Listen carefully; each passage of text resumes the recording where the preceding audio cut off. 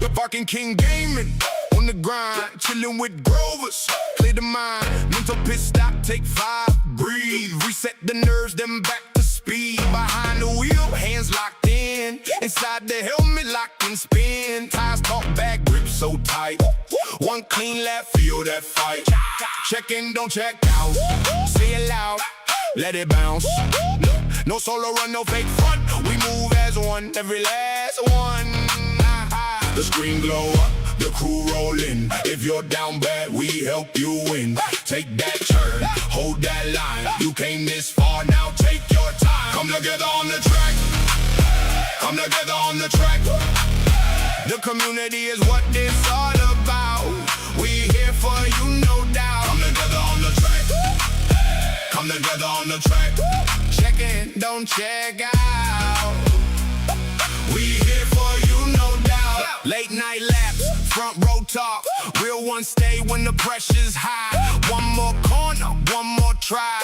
No man left when the wheels go high. Grover's got that pit lane calm. Viking King with the steady arm. If your head's heavy, drop that load. We ride this road, we own this road.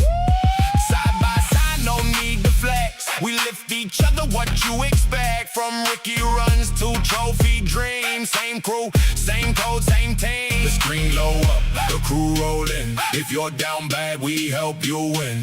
Take that turn, hold that line. You came this far, now take your time. Come together on the track. Come together on the track. The community is what it's all about. We here for you, no doubt. Come together on the track. Come together on the track. Check in, don't check out. We here for you, no doubt. When the pressure bites and the room gets small, we make it bigger, we answer the call. One more breath, one more lap. Hands on the wheel, bring the back.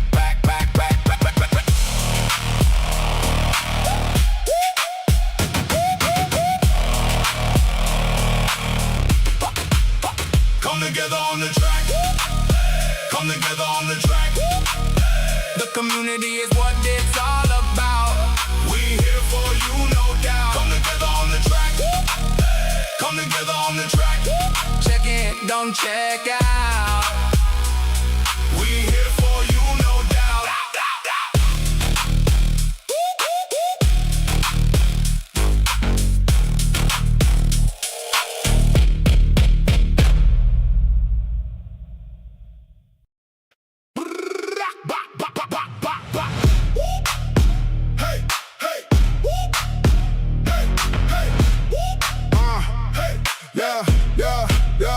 The Viking King gaming on the grind, chilling with Grovers. Clear the mind, mental pit stop, take 5, breathe, reset the nerves, then back to speed. Behind the wheel, hands locked in, inside the helmet, lock and spin. Tires talk back, grip so tight. One clean lap, feel that fight. Check in, don't check out. Say it loud, let it bounce. No solo run, no fake front. We move as one, every last one. The screen glow up, the crew rollin'. If you're down bad, we help you win. Take that turn, hold that line. You came this far, now take your time. Come together on the track. Come together on the track. The community is what it's all about. We here for you, no doubt. Come together on the track. Come together on the track. Check in, don't check out. We here for you, no doubt. Late night laps, front row talk. Real ones stay when the pressure's high. One more corner, one more try. No man left when the wheels go high. Grover's got that pit lane calm. Viking King with the steady arm. If your head's heavy, drop that load. We ride this road, we own this road. Side by side, no need to flex. We lift each other, what you expect. From Ricky runs to trophy dreams. Same crew, same code, same team. The screen low up, the crew rollin'. If you're down bad, we help you win. Take that turn, hold that line. You came this far, now take your time. Come together on the track. Come together on the track. The community is what it's all about. We here for you, no doubt. Come together on the track. Come together on the track. Check in, don't check out. Misa, Mister, Noodle, Rusty, I see you guys. Res Racer, Royal, Jonas, Damo, congratulations. One more breath, one more lap. Hands on the wheel, bring the back. Let them know you're here, Grover. And Blankenship's there too. Rusty Shotgun. I see you. Come together on the track. Come together on the track. Come together on the track, baby. Let's go. We here for you, no doubt. Come together on the track. About to be a banger. Come together on the track. Check in, don't check out. We here for you, no Oh yeah. doubt. Misa.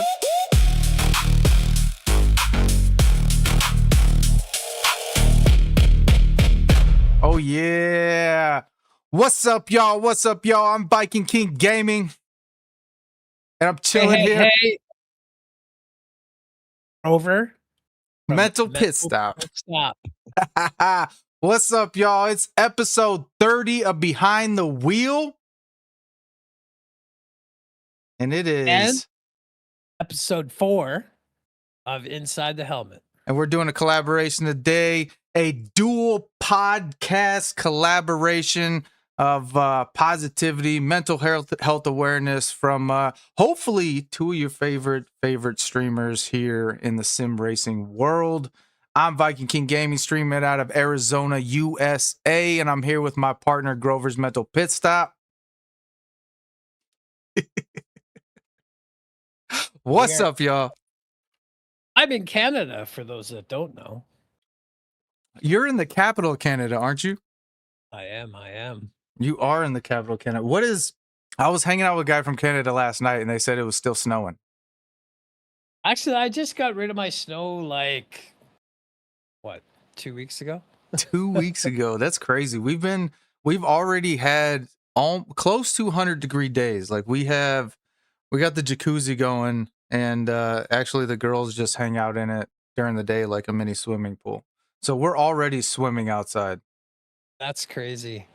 Well, I wanted to start with, I'm super excited and honored that you are the one that chose me to interview you, and you chose me. So I think that's pretty cool. Dude, I think I appreciate that. It's been, for me, I've been doing this now I'm going into my second year. I don't know how long I've been doing this, but 30 episodes, and that's 32 sim racers that I've sat down with and interviewed, and because we had the Grim and Erratic dual episode.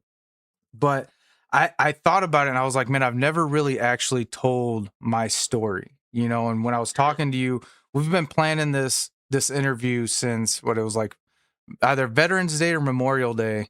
I forget which one it was, but I think we were planning this. I remember after the expo, we had some cool things in the mix, had some awesome ideas, and it just felt like because of our schedules, or just really my schedule, things didn't happen. But I've been talking to you for so long now, and I feel like we've been paying attention to each other's channels, that it's been a long time coming. So for it to be in this capacity where it's like I can hand you like the reins to the show and be like, hey man, you do what you want. I trust you with my story. It helps me to understand the position I've put those other 31 people in. Well, it's interesting you say the fact of, in the time we've been talking and getting to know each other is all the stuff that we realize we have in common. Right. Right. It's kind of crazy. It's kind of crazy. Yeah. So are you cool if we start there? Yeah, no, for sure, man.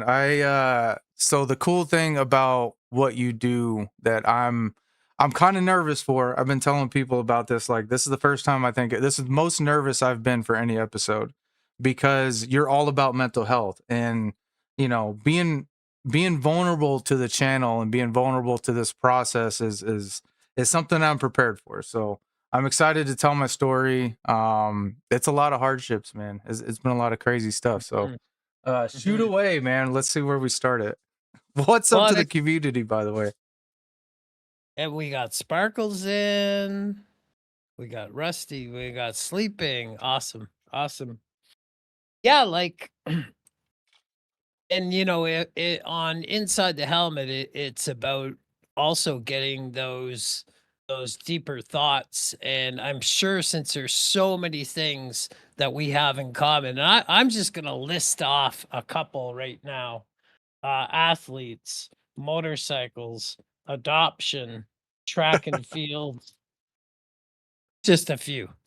Just a few. Just it was like every story we told, we had like, dude, I did the same. Well, hold on, wait. I remember doing the same thing, and it was really cool because with this being about mental health, with this being about kind of going inside of the helmet, not just the person, but the thinking behind the person. Like it was really cool to collaborate and just kind of empathize with each other on a lot of these stories, man. And like I said, I really look forward to the chat and just where it's gonna go. It's gonna be nuts. Yeah, yeah. Well, I think the first thing is to start at the beginning. Let's You go. know, we were both adopted. Tell me a Yeah. little bit. Tell me a little bit about your story. So initially growing up, life was pretty sweet. Parents made some money, in trucking, and then I don't know, dad does wrong. Mom moves out, takes kids, different state, across the country. That happened. I was 4 years old and, single mom, 3 kids, hard times, really got tough. And then by 10 years old, I guess the best decision to make at that point was to drop my sister at the time. I was 10. My sister at the time was 6, and my other sister was 1. And these are my blood sisters. Mm. And that's the 3 T's that I've carried. That was the first tattoo I ever got, was the 3 T's, for me and my sisters. And we were dropped off at I mean, there's no easy way to put it. We were dropped off at a hospital, basically because we were just too poor to survive the night. And life kind of started from life definitely changed for me from that point. So at 10 years old, kind of being introduced to, going from mom to caseworker, is a really crazy transition. And I was in a home with my sisters for about 3 months, and then they were transitioned into a foster adopt. And before I ever hit my first foster home, at that point, I wasn't 12 till 12 years old that I hit my first foster home. So my sisters really, they definitely got the better end of the deal, and I was happy that they got into the situations they did. But I went right off into the group homes right after that. Yeah, and in I did a podcast one day about not comparing the comparables. And the different thing I would say from my story is I was adopted right at birth. So I didn't really have, I guess, the memories and stuff like, maybe that you had. But Yeah. at the same time, my birth mom was 15 when she gave me up for adoption. And I would ask you, in comparison of myself, for me, I sometimes go through abandonment ship issues, and feel a certain way about that. Was that the same for you? Yeah. So I think the biggest difference between, when I think about it, our stories is, from birth, you didn't build the bonds, Mhm. and then so that abandonment comes from like a subconscious level almost, whereas mine's very conscious. Like Mhm. I can actively think about. I have memories with my mom until I was 10 years old. I have memories with my sister for her first 6 years of her life. I have memories, holding my baby sisters and all these things where that went from the norm to being like completely removed from that. And now I'm in a house with a dozen dudes that I've never met before, where, and group home life is tough. Like it's going to make you, like, you find out if you're a dog or if you're a sheep real quick, because the milieu of that environment is survival. It's the moment someone doesn't show up on time, his stuff is ransacked. Like, you usually just had a box or a space, that you had to keep track of. I remember one time walking in my room, I had pictures of my sisters up on the walls, and someone with their pencil had like poked all the eyes out, and I was just like being growing up in that and just kind of being, we called ourselves duffel bag boys or nomads, no moms, no dads, like everything you owned in a duffel bag and you were always on your own. So I think the difference between like my situation, it was kind of like with my baby sister, like she doesn't have a lot of the detachment issues that me and my sister have from our mom, that like she doesn't share the same issues. And even between me and my sister being 10 and 6, like we don't have the same issues with our mom. Like I have a relationship with my mom, she doesn't, and that's Mhm. it's very hard and challenging because I have a relationship with my sister, and it's just an interesting dynamic that I have to work through in life, and that forgiveness process. And I never would have been able to do that if, I didn't get the help and the things that I kind of went through, because even though my sisters got like pushed into foster care and I went through the system, I got a lot of help. I got a lot of therapy, every single week. That was like a requirement, tons of people, tons of workers, so I really did get to kind of understand the way that what I was going through. Did I accept it? Hell no. No, I was a tyrant, man. Yeah, yeah. I was rough. Well, and I we talked about some stuff before in that time. What was your outlet during that time? We talked about sports and different things. Yeah, I mean that's where sports came into play. I was angry. It went from like, dude, trying to give me a shot, like to get me to go to the doctor's office and to chill out, like, dude, it'd be like 8 nurses holding me down. And I mean, and Mhm.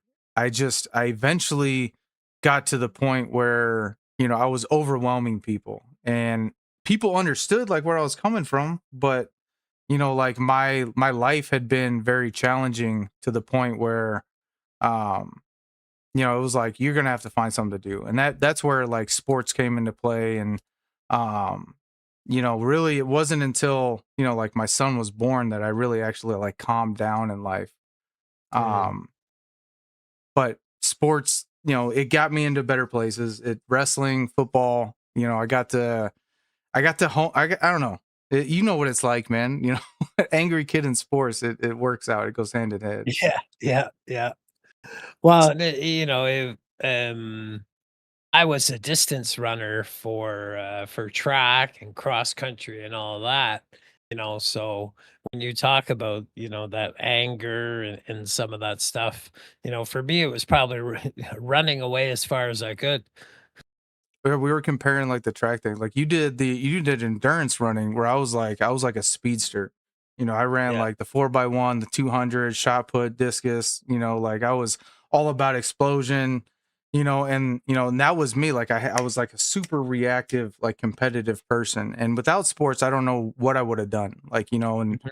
I think being in the homes, the hardest part was trying to compete at like state levels or to break into like the rankings when like I needed to have like a staff who could get me to practice, or like, like there sometimes there wasn't availability. Sometimes we had vans that like didn't even run, so like getting to after school events after like the van pickup at 3 o'clock that got everybody, and that's a whole experience. Like, getting picked up out of high school in like a group home van.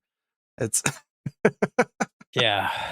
dudes Yeah. hanging out. We had guys that be mooning people. Like it was wild. Like you'd walk up to the van, like it don't have like a girl on your shoulder, like walking up to the group home van, man. Like they're honking the horns, hanging out, like, what's up, man? Like it's bad. It's bad. But it shapes you, man. It helps you. I don't know. It helps you not take yourself too serious, because those guys, at the same time, like we're all going through hell, so Yeah. you bond Yeah. in like different ways, and you were talking about like being in the military. I'm sure not everybody chose and picked that as like what they wanted to do. You have some people there who are like gung ho patriots, because some people there are maybe lost, and like you guys Yeah. rallying together. What's that brotherhood like in the military when you compare that to like your experience with team sports? Oh, it's very much the same. For me, I had no idea what I was getting into. So I was like, as I like to jokingly say, I got asked to take a vacation in grade 11, which some would translate that into getting suspended. And then yeah, I started working at 17.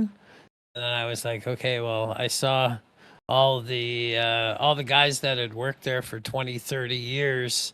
I was like, okay, this is not the life I want, working in a factory. I was making paint, and I had a friend that was wanted to join the military, and I was like, oh, this may work, and had no clue. No family was ever military. Ironically enough, my birth father joined the military the same year I joined. Oh wow. We were talking. I think you mentioned that earlier, and I was like, "Matrix be matrixing." Like that's one of those Yeah. things that happens in life where, you or your siblings, like me and my sister, will talk about like things that we've done, or she became an athlete. Like we all kind of went through this athletic spurt, and I kind of ran with it. Like I said, bigger dreams maybe, but um, Matrix be matrixing. Like how did it feel? Did you ever get a chance to meet your dad, or did you ever just kind of know No, of him? I had his name, and I had a friend that basically worked in like the HR in the military, if you will. And he searched up the name and found out that he was in the military, because my birth mom, she had said a couple times when I sent her some pictures, um, she would be like, your father had a uniform very similar to yours, and that was kind of the key that unlocked the Uh yeah, my interest, I dad guess. my dad drove trucks and he left when I was 4, so it was kind of again having that little spurt of, I kind of know what he's like, Mhm, and it was violent. Like the part of the story we won't get into is like the domestic violence side, and that was mhm, bad. Alcoholism is a real thing, and that's what kind of plagued my parents. I would say for the most part is alcoholism, and then it got into drugs, and I think yeah, athletics helped me to keep a sober mind and helped me to mm, find because I compare myself to a lot of the guys that I grew up with, and with the MySpace and Facebook like generation, like we're able to track down and kind of watch a lot of people's trajectories and paths. And I look at the guys that I grew up with, and for the most part, I have to stay away. Like I tell people mm, all the time, like I got fingerprint clearance card. I work under a federal contract. I have to have and maintain like a squeaky clean, perfect driving record like image because I work with children. This is nobody mhm, ever thought I would have ended up here, but this is where I'm at. And I've had to distance myself from a lot of those people that I grew up with because of what I do. And it's hard because I'm so genuine. Like I love these guys. Like I mm, rode with these guys. I've been through some hell with these guys. And I was, such a road dog and a troublemaker growing up that, you know, it's interesting being in the position that I am now, but it helps me to understand, I think, all the aspects of kind of what people are going through because, sometimes people misjudge me a lot. They look at a guy who I heard the other day, like, oh, Viking, you can't hide money. And I was like, bro, I got 4 kids and and I work full time and obviously you haven't seen the grind that I started with because if you go back to the channel 2 years ago like and it's almost been 2 years. I think next in June it'll be 2 years. You go okay. back like I started out with the T80. Like we both started out with the T80. Yeah, yeah. You look at our rigs and it's the comparison is pretty similar to kind of where we started Mhm, in this whole journey and kind of understanding that it's a grind. And and I didn't get anywhere from money like ever. I didn't buy my way into anything, I would say. I've worked really, really hard at this. And I look at a lot of channels and a lot of the creators and I respect a lot of the people because I see people working really hard at something that they do. So, we were talking earlier when I asked you like when and why you started this channel, it was like just because you wanted to. yeah. Tell me a little bit about like what that moment was like to get you here and kind of what motivated you to start your channel in the first place. Yeah, I kinda always wanted to have, either a podcast or, I had never I never had done video games. A couple times maybe deployed. We had Grand Theft Auto and stuff like that, and then I started gaming and, started watching a lot of different people, and I was like, "Hey, that might be something I could do and maybe talk about mental health." And I sat on the fence for a while and told a few friends about it, and they're like, "Yeah, like I think people could connect with you." And I was just like, "Oh, I don't know." And when I first few times I had stream, I didn't put my face on because I had done some work in the military. I was maybe some of my hypervigilance and PTSD got in the way. Um, I was afraid that people were gonna kind of see me, know me, all that kind of stuff. So after a while, I just said, "Screw it." So I deal like yeah, so my biggest thing is kids. So I deal with in my profession, I deal with kids coming on. And it's funny because I'll see in chat every once in a while like, hey, Mr. Rail, or like, they'll have little code words because I tell them like I can't talk to you guys. I can't let Mm, that overlap happen. Like my yeah, professional, yeah. my shifts, I'm a supervisor, at even at that, like I'm a leader on the campus and I have to be very conscious of social media and like how it overlaps with work. I know you work with the Coast Guard and and you've been in government and been working in military the whole way. How do you kind of Mhm. manage, your time and that overlap or kind of what's the vibe like? With that seems like a tough group. Like, these are tough, these are guys that protect, the country and the borders, and save people all the time. How do they feel about you getting on here and talking about your feelings? I'll be honest, on the military side, I probably maybe have one guy that I kind of really talk to now.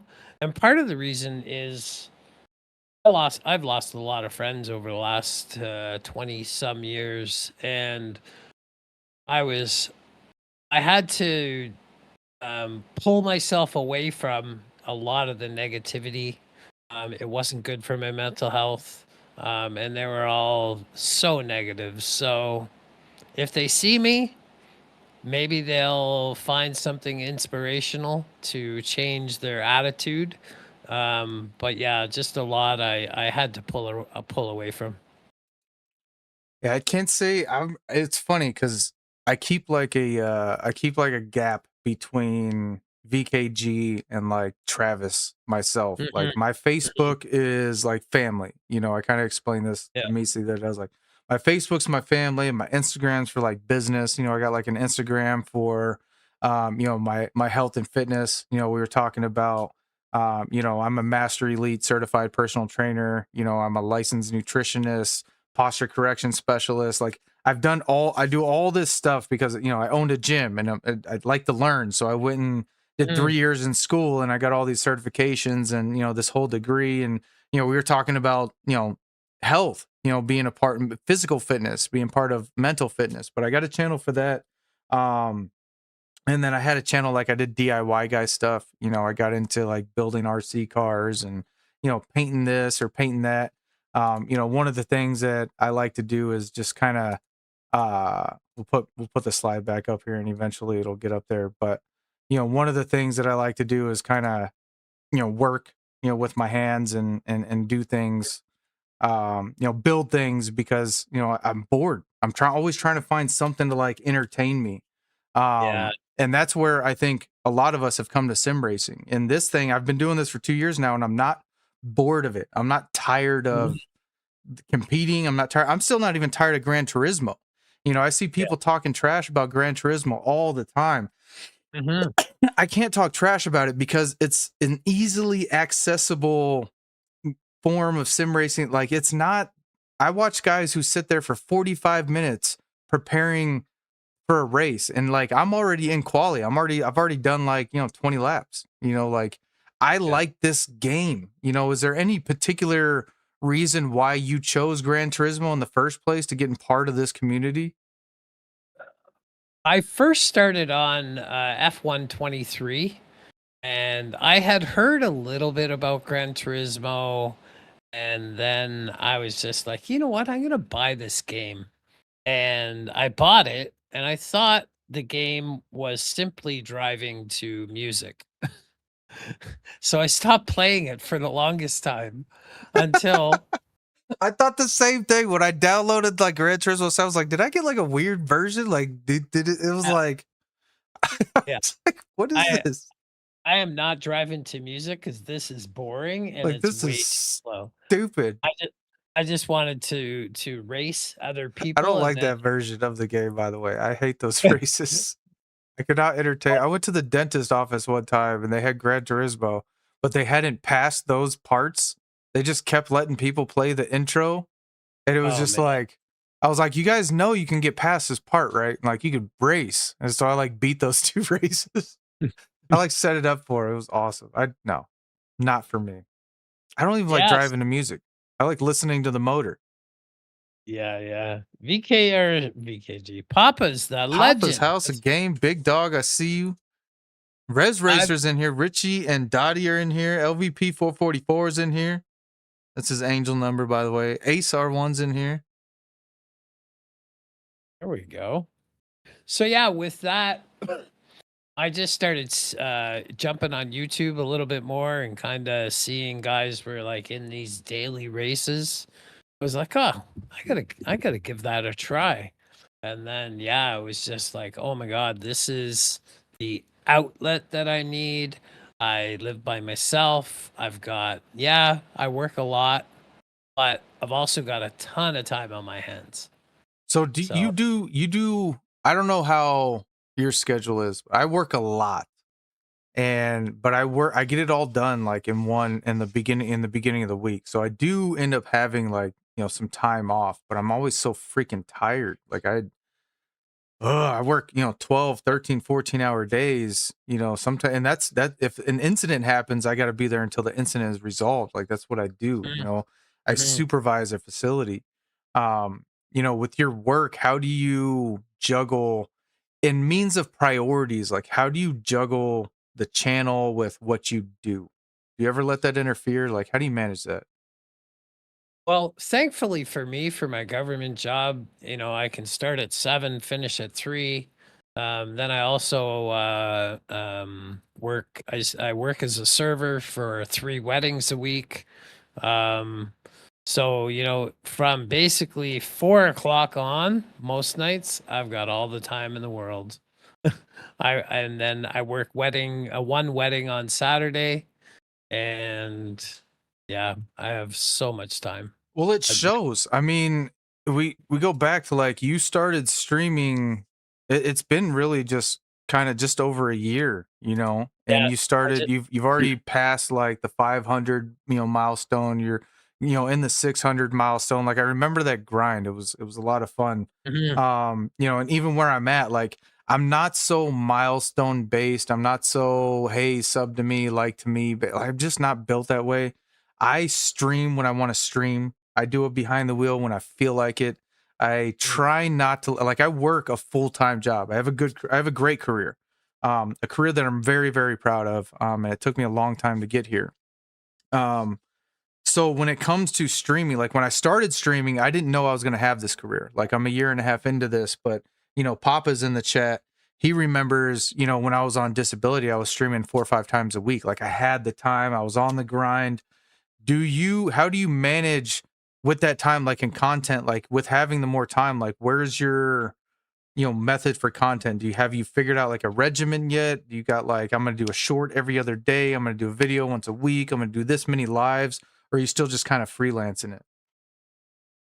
I would say probably 6 months ago, I was a little bit more freelance. Now I'm like, okay, I want to do a video, a short a week. If I can do 2 streams, maybe 3 streams, because I always stream on Sunday for Sunday Fun Day.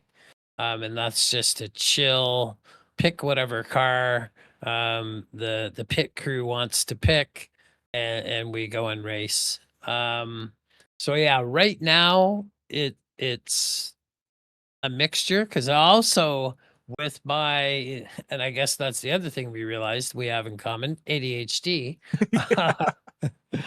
Because with my ADHD, I've realized if it takes the average person, let's just say 10 laps to learn a track, it's going to take me 40. Yeah, yeah. I get fast, but people don't realize like how hard I grind to like get fast. I got to hone in on that stuff, and that like, when we bring up ADHD, like that's another thing I deal with. If I'm doing a project, and if it's not engaging enough to really pull me into it, I have a really hard time staying focused on that, for too long. Like Mhm.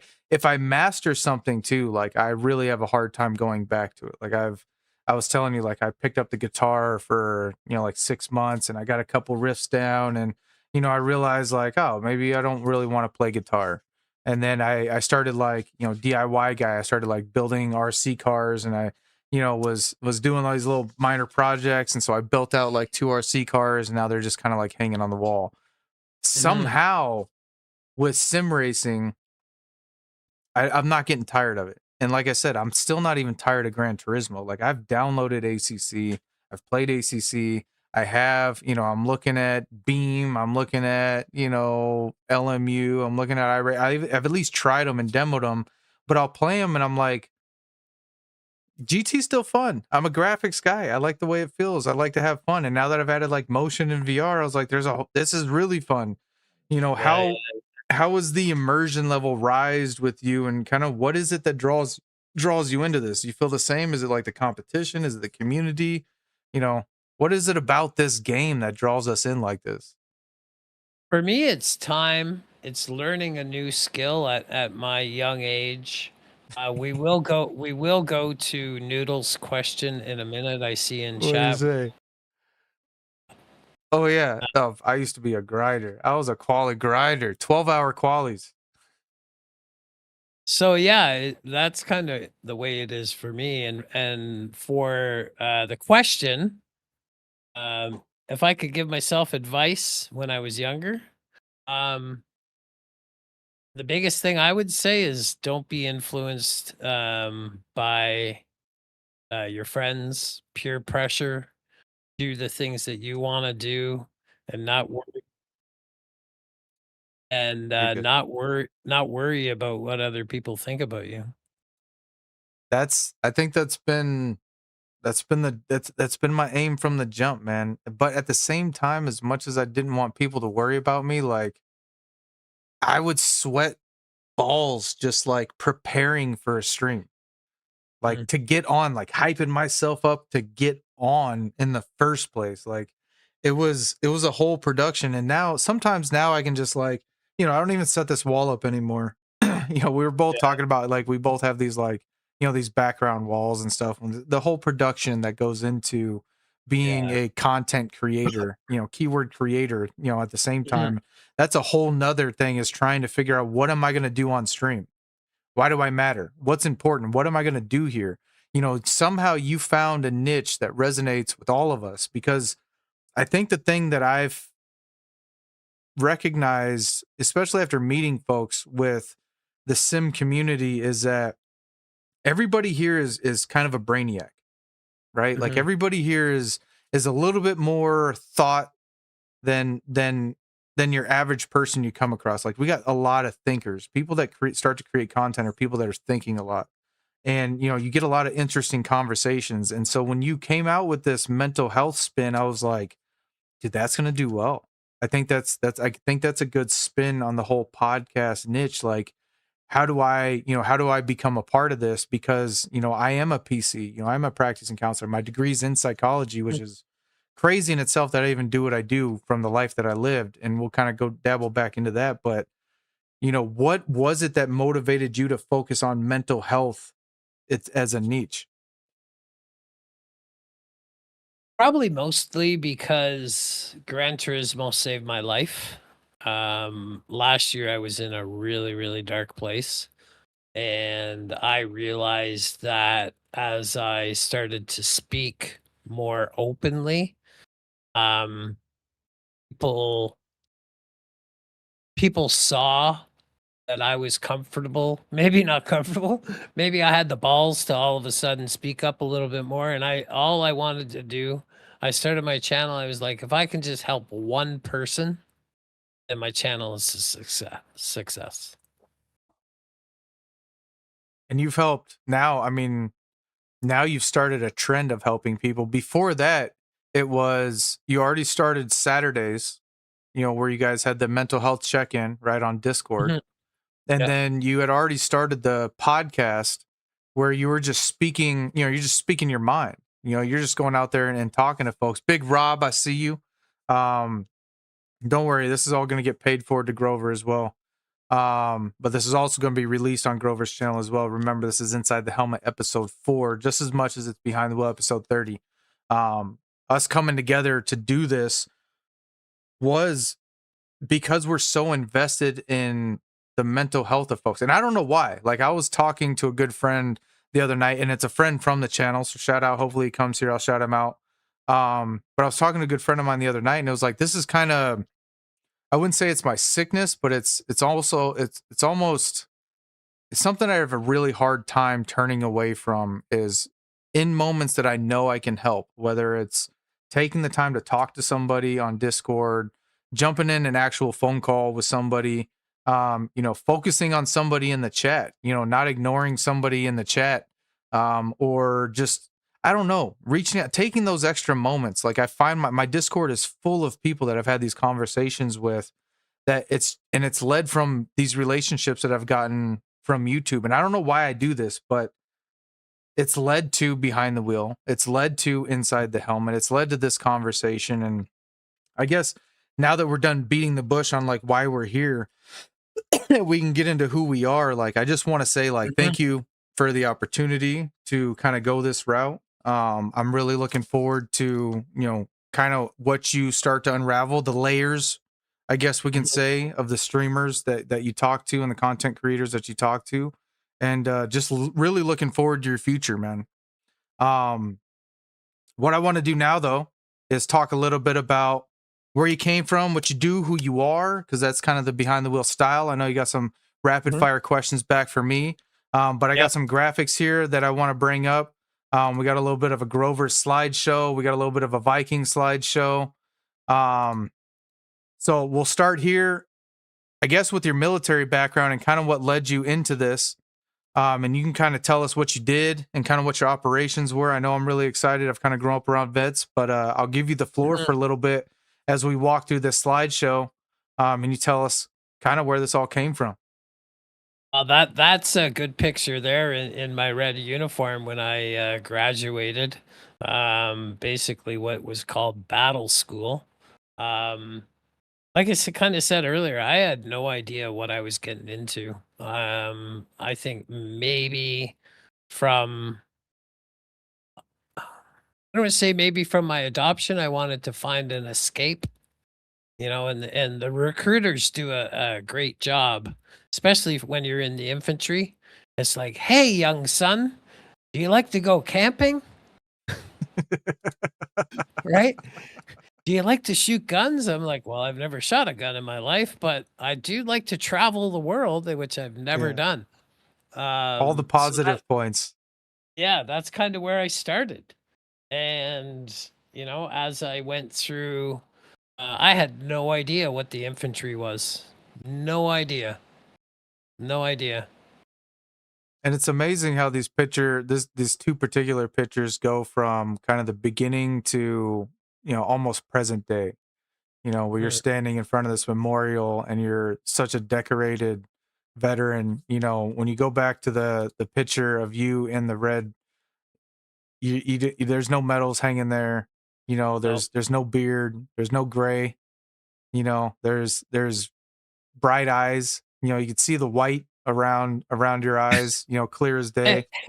I And was you 19 and I had hair. Yeah, you go back to this one and the hair's gone, the medals are present, the beard's there, the gray's there, like so much story between those two pictures, and I'm sure it's a lifetime, to be in this whole nother kind of venue of not work, but this new venture that you're in, where you have a new beginning. Like how did that military career shape you into just kind of how you walk around day to day? Well, I think we sometimes walk forwards and we sometimes walk backwards having a mask on our face. And for me, I think it shaped me in a lot of ways in that, I'm in a lot of ways, it's like the uniform gives you that confidence and whatnot, but you take that uniform. I've said this before. I used to journal and write a lot, which was really helpful. And I realized that I was quite an insecure person once I took uniform off, take the medals off, strip everything away. And, that's when you really get down to really who the person is. And a lot of that, a lot of the operations that you've seen the pictures of, that has caused a lot of a lot of trauma in my life. I lost 21 friends. I've lost approximately the same to suicide.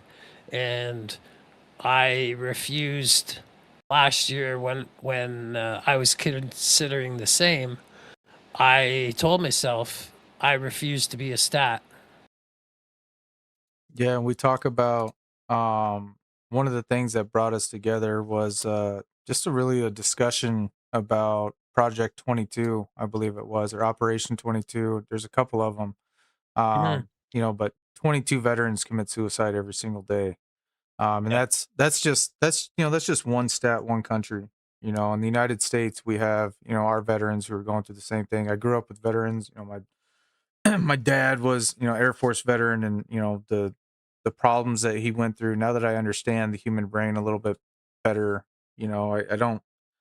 I guess I empathize more than I sympathize with things, because I understand, problems happen, and and then my stepdad growing up, was very abusive, but the night terrors and sudden sounds. We Mhm. we were talking the other day, and you had mentioned that there's some construction going around your house right now, Yep. and wanting to know the timing around when those, loud noises or the explosions and things were going to happen. Like, that's something that I don't live with every day. But it's why I have to help my children understand that you can't just come up and touch me Mhm. randomly, because in the environments that I grew up in as a young kid, it was all about survival. It was all about, trying to protect your things. It was all about trying to protect your stuff, coming home from school and seeing that somebody had gone through your trunk, fighting for what's yours, getting portions of everything, space, Mhm. like, um, I still like, I don't like to be touched. Yep. If someone's touching me, then someone's too close to me, and that's usually a stranger, and I don't want someone in that space. And um, we've you've been in war zones and you've seen death. We talked about, me encountering, Yep. you know, my my brother was shot and killed at 12 years old, and albeit that he was my foster brother, it's somebody that I confided in quite a bit. But that happened, in my hands. That happened, in Mhm. my face. And I guess facing loss like that helps you to understand that things some things in life aren't that serious, and I see a lot of people when they go on these hate tangents, and people put so much effort into tearing other people down. I have a real problem with it, because I've overcome so many more things than I think your average person does. But at the Mhm. same time, I recognize that, people all around me are going through things. I think my story is a little bit harder than most, but it's helped me to understand that everybody's going through something. And if you can get through crap like that, those hard things, like, I want everybody to go back to, like, what the hardest moment in your life was, and then even the second one, the third one, and go 10 moments away from that. You got through all those things. Like, why can't we get through this right now? Like, Mhm. why is this so hard where we gotta start saying things that you can't walk away from, and I don't know, something about social media maybe, but I see it in the world too. Like, what is up with people in this day and age? Maybe it's the keyboard, maybe it's the name, but, like, awful things are being said left and right about, like, Mhm. who has the right to do that? And that's my biggest problem with this community, and that's the shade that I have to turn away from, if I'd say I had any issue with like where the space that we're in right now. How do you approach stuff like that when it comes around you, and how do you help people through that? Because we were talking about, your mentorship to others. Yeah, when I was hearing you speak, I'm thinking two things. I think often of those people that are negative, those people that are bullies, those people have not, in my opinion, and I'm not a professional, those people have not addressed either their hardship or their trauma. Whereas I feel people like yourself and I who see a path to healing, we're passionate about helping others. And the negative ones, I think that's just because they haven't had the confidence to open up. I agree, and I see part of me is I am although I guess I am a professional in the mental health space. I'm not a doctor, I'm not anything like that, but I have some education on the point, and you know, that's why it's so important because you answered exactly with the way that I think, like give people the outlet rather than Mm. continuing to point your finger and holding people down like this person is this person.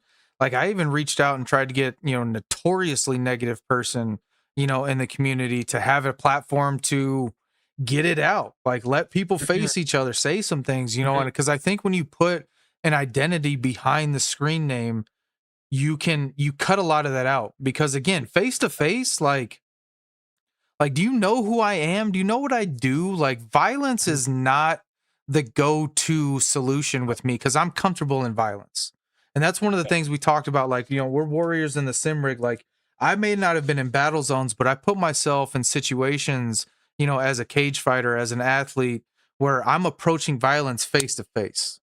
There's no BSing. There's no talking. There's no chit chat. It's that cage door closes and we're gonna find out exactly what you're made of.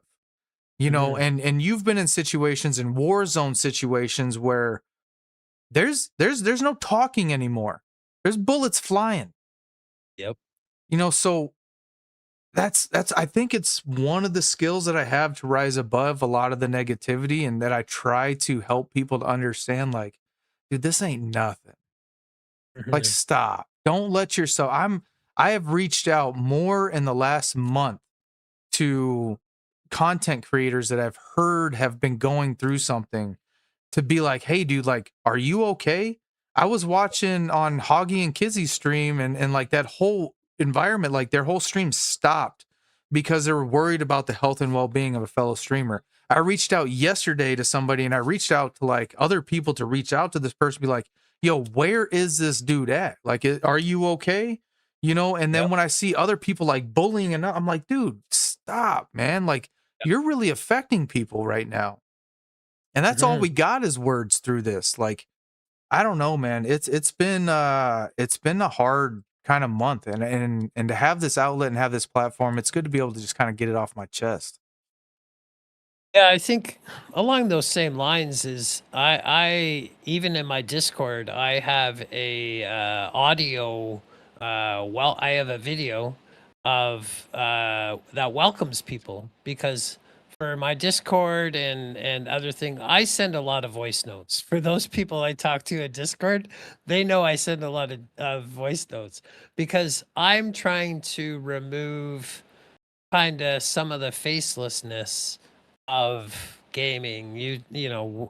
People see what we look like, but we often don't know what other people look like. And I'm trying to Oh yeah. remove some of that, and so people can open up a little bit more. And maybe we should go to the chat because we've got We got Shotgun, we got Bobby, Sparkles, Wrench, Wench. What up, Wrenchy?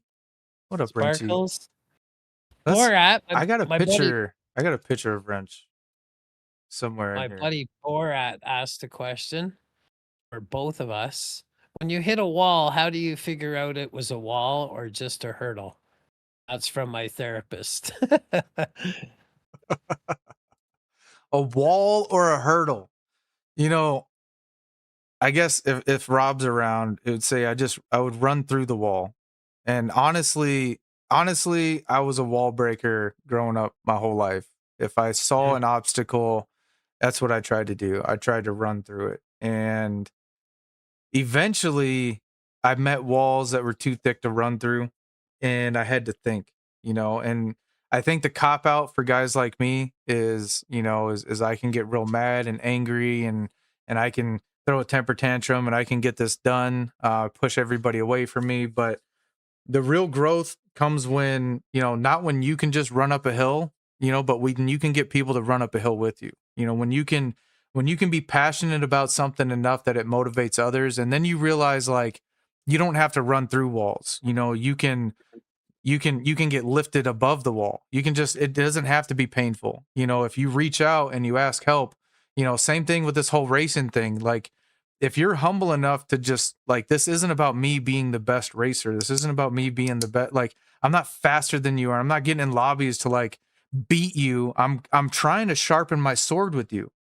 and that's where my community comes into play is like, can we be here to help each other? Like, can we get advice without having to charge each other? Like, can we, like, are we so proud now because we've become so famous that we can't say hello or like hang out with people? Like, I never want to be that person. Like, check my resume. If you find me hanging out, I'm usually hanging out with like who did I see in here right now? Like, did I see Harley Rider? Did I see Hot Rod? Where's the pizza guy? Like, I'm hanging out with people because like I'm having conversations. Like, don't be, I don't Mm. know, just don't be so up there that you can't come down here, right? Yeah, yeah, yeah.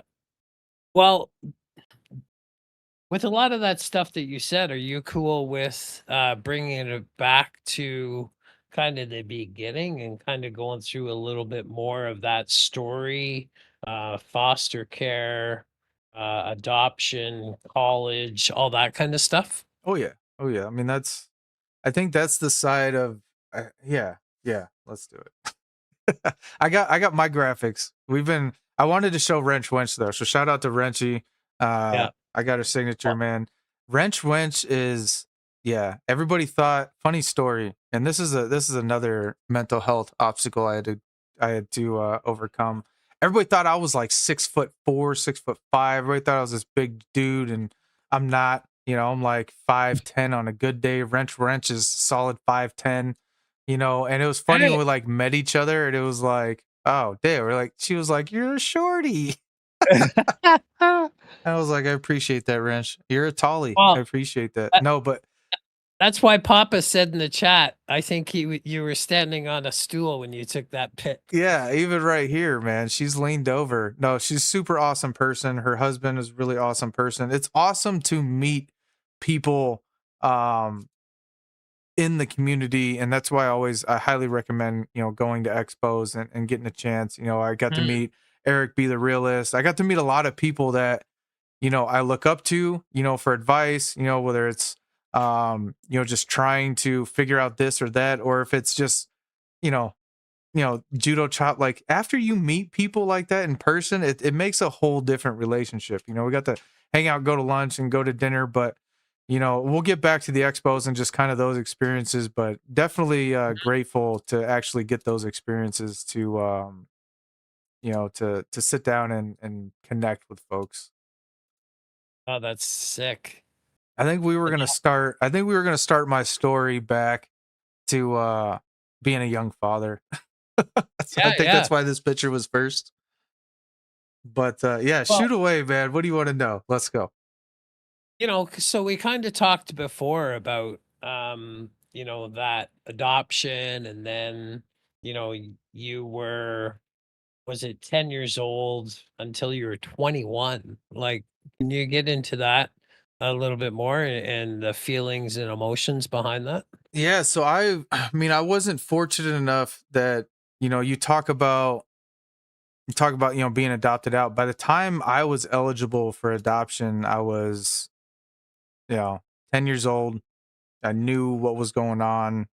That's what kind of messed up all my foster home attempts is I had lost like my sisters, and Mm. I went from being in a group home with them, and like life was all about them to just, you know, they moved to California or Apache Junction, or I would just hear stories, from my caseworkers about where they were. it was, it was supposed to be like an open adoption, but they ran, and so Yeah. really, my mom was going through what she was going through, and obviously to give up your 3 kids, you can only imagine kind of how bad that must have been. Mhm. But she kinda, tried to stick around for the most part, but she didn't get to see me wrestle until my senior year. It was one Mhm. tournament, and I think in that tournament, I tied the state record for the fastest pin, 4.5 seconds.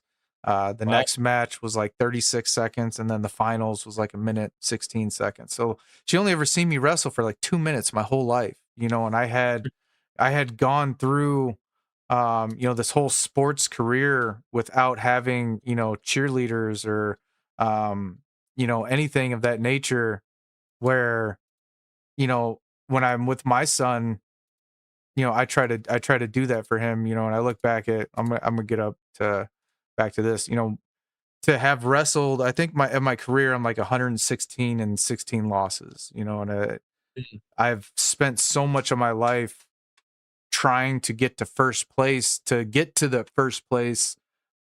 And the hardest thing, I guess, was like, nobody was there cheering. Mhm. Mhm. Like I remember senior night in high school coming off the field, and I think I actually have a picture of the game.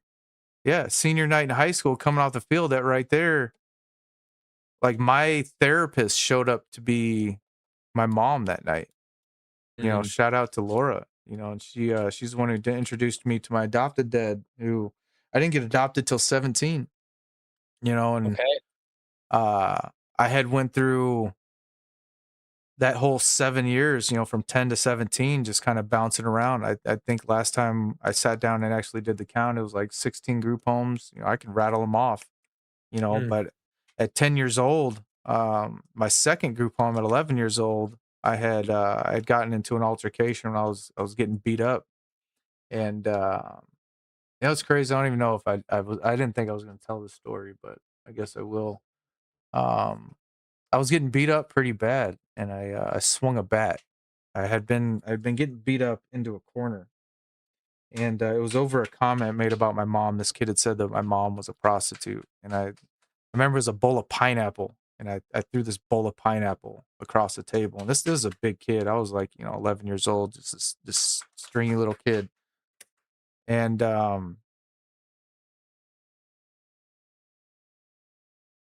and I he jumped over the table, started kicking my butt, man, and I mean, just wailing on me, and I was bent over in like a turtle shell, this kid's wailing on me, and in this particular corner, there was all these, like, hockey sticks and baseball bats and all this sports stuff, and it was just kinda the sliding glass door was right outside, and I just grabbed an aluminum bat, man, and with all of my might, I just swung behind me, and it just pink!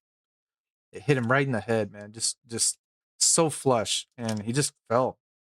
And, when the cops came, it was just my story, it was just this fight that had happened. So at 11 years old, I get cuffed and, they take me down to the juvenile detention center, and I'm in there, and, it's crazy because I tell this story, the next part that happened while I'm in there, this kid's in a coma for 2 months. So nothing can happen. My case is frozen. And, Mm.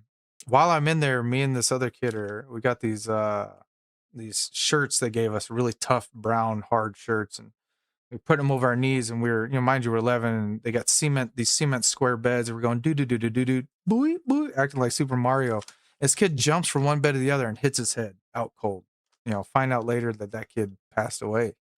So here they're looking at me at like 11 years old, being in here because this one kid's in a coma, and then like, a month later, this other kid is in, is dead in my room, and Mhm. they put me in a glass room in my underwear for 3 days trying to wrap their mind around if I'm like the next Jeffrey Dahmer. Like I kid you not, dude. I wish I can make this stuff up. And when I Mhm. finally went to court, like what had happened finally to the end of this was like 2.5 months later, I finally go to court, and the judge, this kid had come out of a coma, and he remembered, the whole confrontation and had explained it the same way that I did.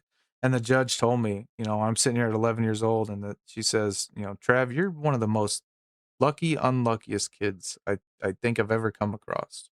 And she explains to me, what had happened, and I was released, within 30 minutes. I went through processing, but to start my childhood in the foster care system with that amount of violence, to see almost like two dead bodies in the matter of like the first 4 months of being in the system. I had the first week I'd punched through a window because this kid had my sister like pinned up against a wall, like, and she was like, this stuff hurts, man. But Mhm.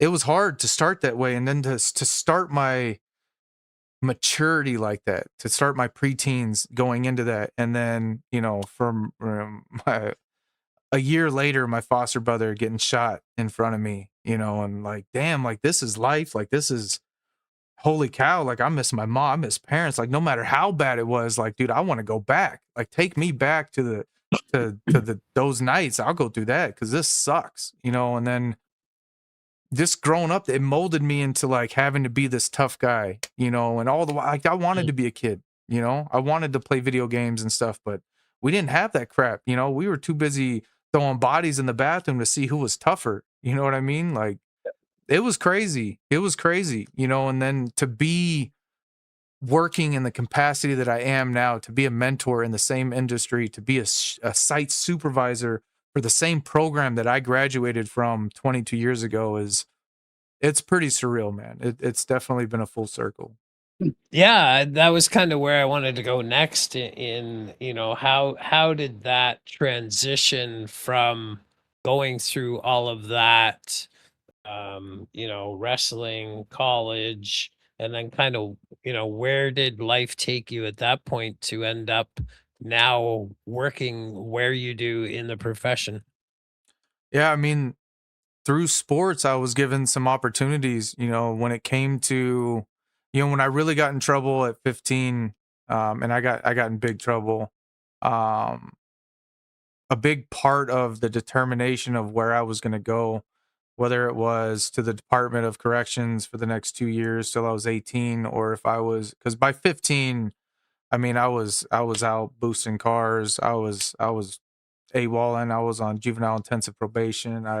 If my people ever come across this video, if you guys ever dig into my life, you'll see some of the things I've celebrated and the milestones about becoming who I am. I guess at this point, and the speeches that I've done and things like that. But um, by 15, I was gangster. Like I don't even know how to explain it. Like I look at people like you soft as cotton because you don't even know how we were rolling. And like we were talking a little bit about that, like how we grew up and the people we grew up with and the environment. Like, man, I grew up in hoods, vadios, and trailer parks. Like, I mean, I could tell you all the good and bad of everybody, and everybody has their bad places, and there's a way to survive in all them places, and that's what I had to do, to get out of the home. So by the time I always go back, like by the time I got locked up, like for real, and I did 2 years in the Department of Corrections, and it was 2 years to the day. And my opportunity was, Trav, you're gonna go to the Department of Corrections until your 18th birthday. You can go to they were gonna send me to Indiana, where their juvenile life at the time was like 21, and I could have been locked up for longer if I wanted to keep up with the attitude I had. Or, you can go to this program where you can rehabilitate yourself and you get the opportunity to play sports and grow yourself and do this and this and this. And I was like, well, I mean, here I am, out of the hospital after, being basically shanked because my co-defendants were brothers, like I got locked up, with a bunch of black dudes, like these are my boys, this is my family, like, so when it came to chow, when it came to rec, like I'm balling in the gym. Like these are my dudes, so Yeah, I actually got yeah. like, I got like punched with a toothbrush. Like I don't want to go too much into it, but it messed me up. And when I got over that, I'm sitting here like, dude, I've been beat up, I've been locked up, I've been shot, I've basically been like stabbed, I've been like had all this crap, I've lost my whole family. Like, dude, I'm done being like locked up. Let's try it. I'll do this program. Yeah, So I yeah. ended up going to this program for 2 years, and I got to play sports, and I rose up to be like the number one student athlete, and I became student body president, state champion in wrestling and football, and I started to change my life through sports, and I was all state, and I was wearing Letterman jackets with patches, and I'm getting big and I'm getting, I'm starting to do things with a purpose, and it was kind of that transition that actually got me, I got adopted at 17 and I was able to go to real high school. I went to real high school and I won a championship again. And I'm like, dude, I just got to be good. I got to be disciplined. I mean, I got to the point, in this program where,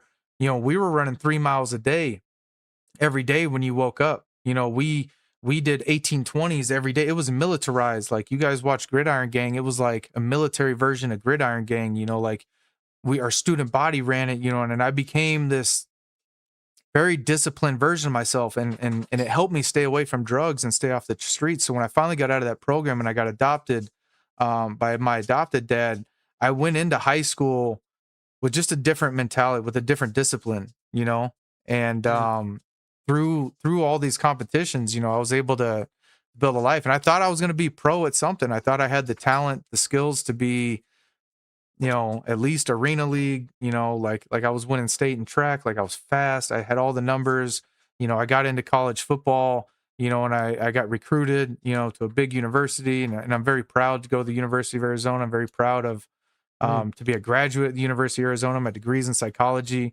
Um, and I thought I was going to follow football, but, I got myself into some trouble again, and athletics was kind of stripped away from me, in an instance. And part of the reason why I'm here doing what I do now is because, I've lost those opportunities because of my decisions again.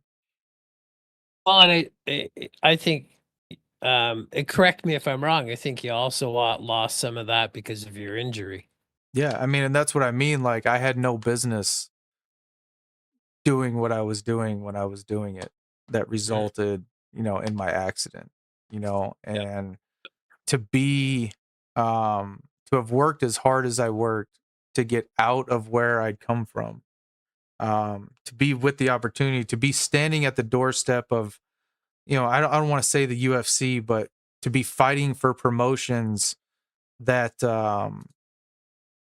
I genuinely had the opportunity. I was the poster child for this stuff. I was built for it. I had the wrestling background. I had the striking background. I was developing as a fighter. I was getting better, and I had the opportunity to, to fight for some big bucks, to go pro and to really shine. And I had no business driving motorcycles the way I was driving them. It resulted in that wreck. I hadn't, no matter what happened, and with my son, like, you know, I definitely had no right doing what I was doing. So, when I lost all of that, um, having to rebuild my life again, Yeah. hit and reset again was, it was a journey, man. I'm gonna ask if we can dig into something a little bit more in, the, maybe it was the same for me with athletics and whatnot. Do you think that is for most people that go through the early late teens, early 20s to get so immersed in something that is a distraction from trauma until you get to the age where you're like, okay, I'm ready to unpack this? I mean, 100%, dude. When I compare, um, my athletic ambitions to, your military ambitions, that's your 20s, right? 20s Mhm. going into your 30s, that's those are your dreamer moments. That's when you're looking for distraction. But you're capable of distraction too. Like my body was built, I was doing things and running things, and I was running, I was building walls so I could run through them, because I couldn't find a wall that I couldn't break through. Like I was Superman, in my 20s. I was a savage. And then Father Time comes at you. You know, I'm sure in the military those missions got a little bit harder.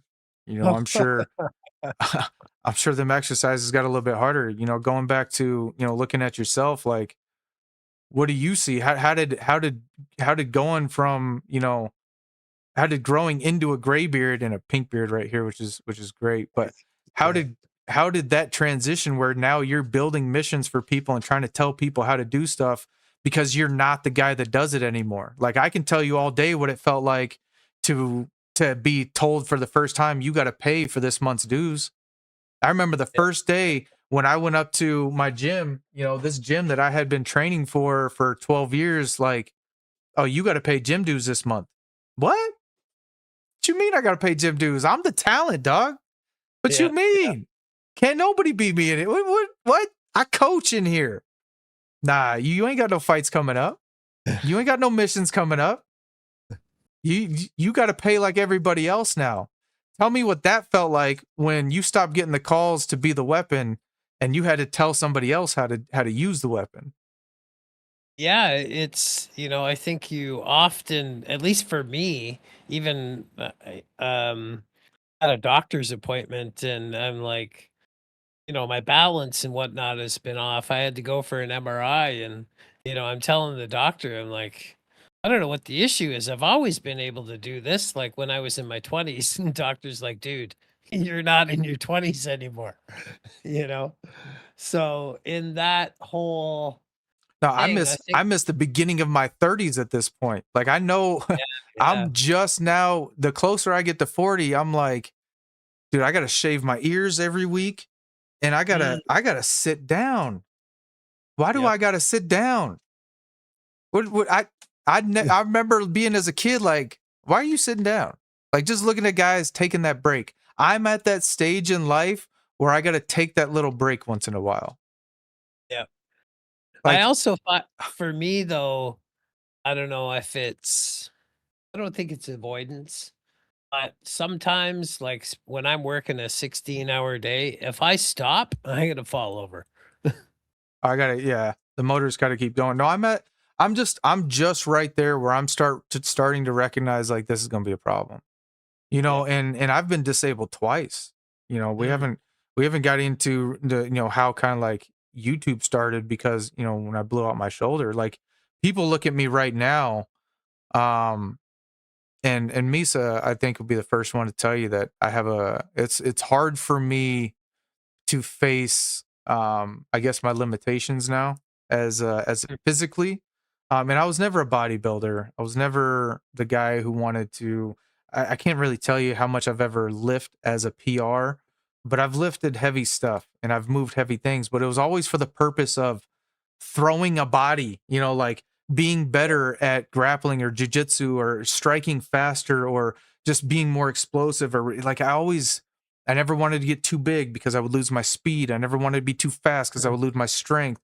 I never wanted to get too bulky because I would lose my angles and my agility. Like I was always trying to build myself into this prime specimen. And I always had a purpose for that. Like when I went to the gym, I could train with a purpose. I knew what I was training for. I knew why I was there. And then when that stopped, it's really hard for me now to even go to the gym. It's hard for mhm. me to psych myself out anymore. And I'm like, is this like the end?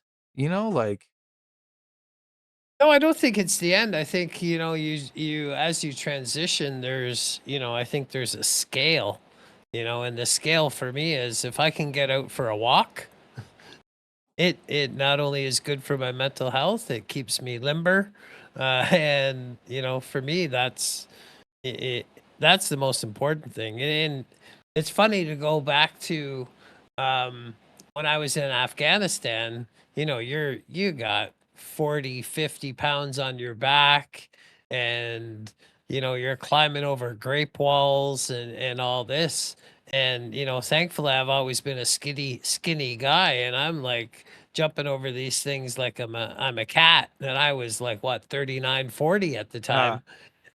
These young guys that were the big bodybuilder guys, they were the guys that were huffing and puffing oh and yeah, and couldn't keep up, yeah, yeah. And I you know? always, so, I'm a master elite certified personal trainer, nutritionist, posture corrections, but like, dude, I have 3 years of health and wellness education. I had a gym for indoor training facility for young athletes right before COVID hit. I had like 45 kids per class. I was doing training around the clock. I was trying to be an entrepreneur and doing all this stuff. And then COVID hit and it was boom, can't have more than 10 people in the building.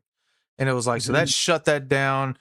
Some partnerships, things didn't work out. So I went out on the rig and I got all this education on all this stuff. And we had talked about it's funny. Like, I remember thinking I was actually a trainer when I was selling Herbalife, and I was a wellness coach, and it's funny because I Mhm. show this graphic of you doing with the isogenics, Yeah, like yeah, yeah, back in yeah, the day where, when we thought we knew, and I wish I had the knowledge I had to go back and tell, my younger self, like, hey, take it easy, don't yeah. be in a rush, like cause now, like I work with young men and, so we're playing ball, we do things.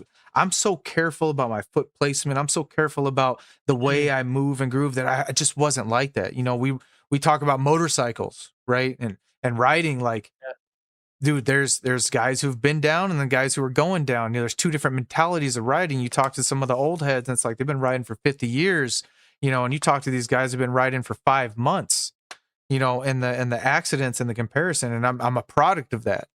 Like, how do you, and I'm kind of getting this from my own advice, like, how do you step around life now, kind of going from being this badass, being this warrior, being this, this fighter, to being a man who guides others, the way that you do, and being a leader of men to help them get through this next transition. For guys like me that are looking at, I always say, I look up to graybeards, mm. like, help me to get to where you're at, because I got another 20, 30 years to live before I'm even there. And you're over here. We're meeting at the same place today. Like, how is that possible when you got 30 years on me? Yeah, I think, it like a gradual stepping stone, like I was in Afghanistan I was 40 years old at that point. I came back, kind of wasn't that exciting. I did a few things that were, we'll just say, on the border and a little bit more exciting, because I needed that adrenaline. But now I guess I get my adrenaline in different ways, in racing, in the passion of helping the community. And, there still is once in a while if I go out for a beer and there's, I was thinking about what you were saying earlier when you're like, people can see you and think, damn, that's a guy I don't want to mess with. People see me and they have no idea, right? You're a sleeper. I've had bouncers tell me like, "Dude, you're the guy we worry about." Yeah, yeah. Right? I learned this in the homes, man. Like, it's the loudest guy. You ain't got to worry about him. Like, we No, used to. no. I try to tell people, man, the way we moved, like, the real ones. Like, you knew if you got some attention on you, staff was gonna break it up. Mm, But guys like me, we were like, shh, see me in the bathroom. Like, come on, dog. Like, yep, yep, don't get their attention. And we go in there and be like, everything below the neck. Like, we ain't trying to get in trouble. yeah. We'd squabble up real quick, tat, tat, tat, tat, tat, and walk out of there like men. Like, you got a problem, like, square up. I tell people in the community when I got a problem, like, straight up, sign the waiver. I got Well, 5 gyms that I can go to, that I've trained at, that I've fought for, that I teach for. Like, sign the waiver. I live in a yeah, dual state. We can knuckle up, whether you want to, whatever you want to do, dog. Like, yeah, but don't bring it to that point. And I think I don't know, maybe we have this in common. I don't know, but we haven't talked about this. But because of what I've seen can result from violence, that is my last. I don't want to go there. I'm good at 100%. violence, but I want to stay away from that. And with Cyrus's background, we talked about this, and Cyrus too. it's you probably have the same thing I do. Don't mess with my family. Don't mess with my friends, right? Um, because if I go to the extent where violence is just because when you are trained, my fear is that I wouldn't stop, I right? I and I hear that because you're trained not to. You're trained, and I think that's where my understanding would stop. Is Mhm. that my training teaches me to stop when the whistle blows. Yeah. Right? Yeah. Subconsciously, you could blow a whistle around me, and you got my attention because Mhm. I've trained for that. you there is no whistle that blows in a war zone. No, no. What's And that? it's the What's same. that? Is there any story that you can help us understand what just a glimpse of that would look like? If you can, if you want to. Yeah. It oh, I'm an open book. It's trying to put it into words that is the hardest. And for a while when I came back, I was going around to high schools talking to kind of troubled youth at that time. And I always used to say the I same want thing. this picture up when you tell this story. The picture of you decorated in front of the Okay. memorial, because Okay. that's the man telling the story. Those are the eyes that it's coming from. It's now my ADHD is kicking in. I'm like, what was I talking about? Oh, it's when I was going to high schools, I would always say, regardless of whether you're in the hood or whatever you're doing, once you pull that trigger, there's no reset, restart. It just doesn't happen like that, right?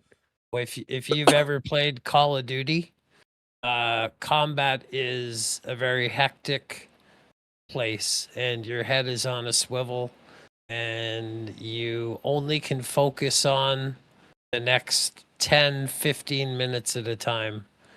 There's guys to your left. You got, some situations I had, empty casings are landing on top of me, and I'm still looking around, seeing who's what. And, at the same time, you're trying to call in a fire mission for, call in some U.S. Air support. And, you got vehicles around you at the same time. I was working with Afghan National Army guys. You're trying, you got a translator. It's chaos. It is chaos. But I think And with that, there's no reset button. there is no reset, no restart. It's not, let me do this qualifying over again. It just doesn't work like that. Yeah. But the what I'm trying to work on now is to get out. I thrive and I do very well in chaos, right? And I Mm. think I sometimes subconsciously create environment of chaos just in my personal life so I can excel. So I'm trying to work on that with my therapist right now, is like, it's okay for things to be calm. Yeah. Yeah. Definitely. Wow. Um, I part of me feels guilty for not knowing what that feels like. And Misa's watching right now, and if Misa's father ever gets out here, you remind me a lot of her father. The resemblance is crazy, Really? actually. Well, Uh, but I think you guys had to duck your head so many times that your hair just stayed behind. Um, but Marine has been in combat zones, been downrange many times, and has experienced a lot of loss. And I think, and it's got to be it's got to be just some amazing internal conversations that you guys have with yourselves in those moments when protecting you're protecting your country, you're protecting your men, your mission, but the overall mission behind it is you're protecting good people for the sake of good people. yeah, And it's crazy because guys like you never let that go.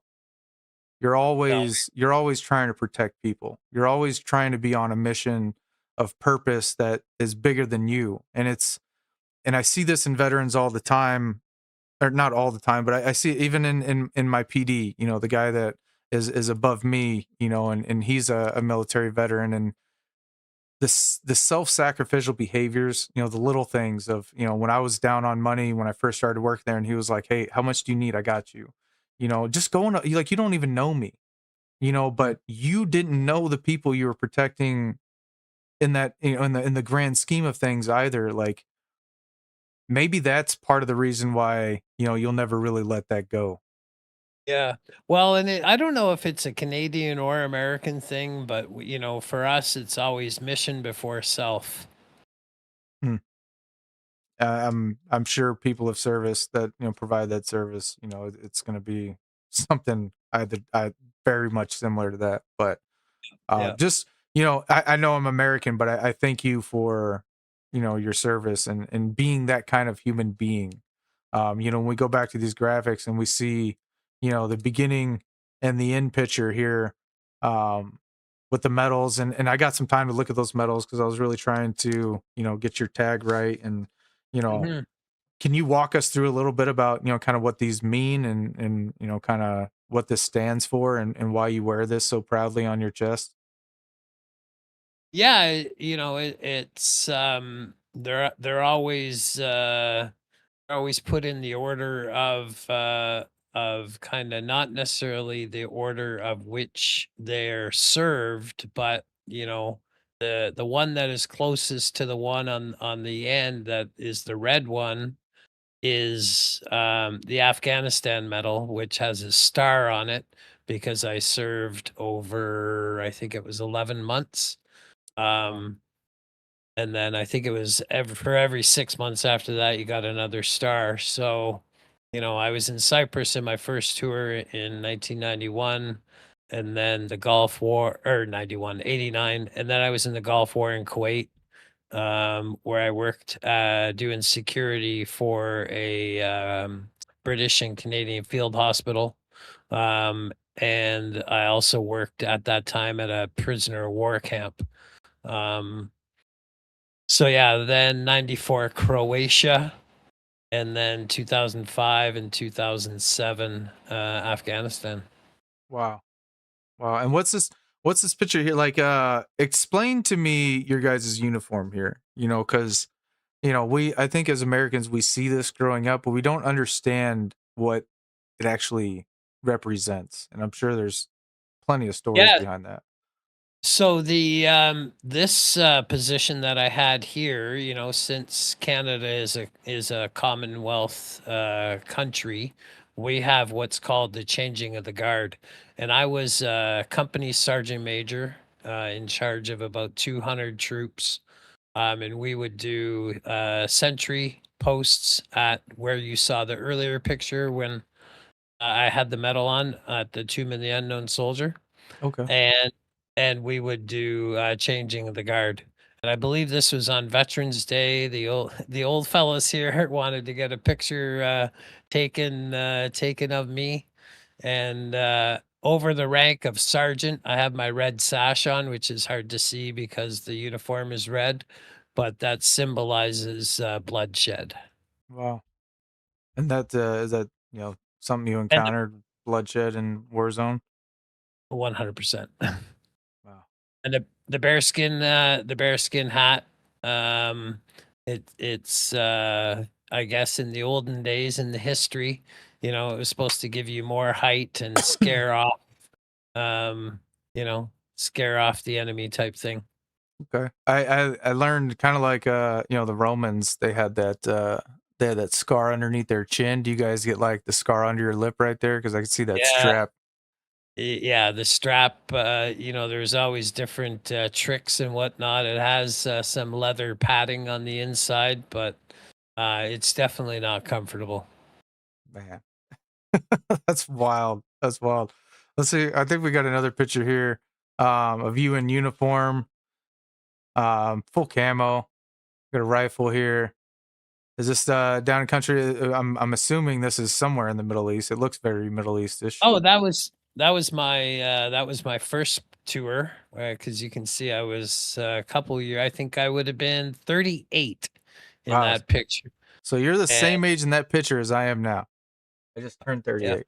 And you're in Warzone and I'm sitting here in a motion rig interviewing you. Like if that's not a testament to like who this man is and like the stupid stuff we complain about in life, like I don't know what else is. this picture in 2005 when I was 38 was in Kabul.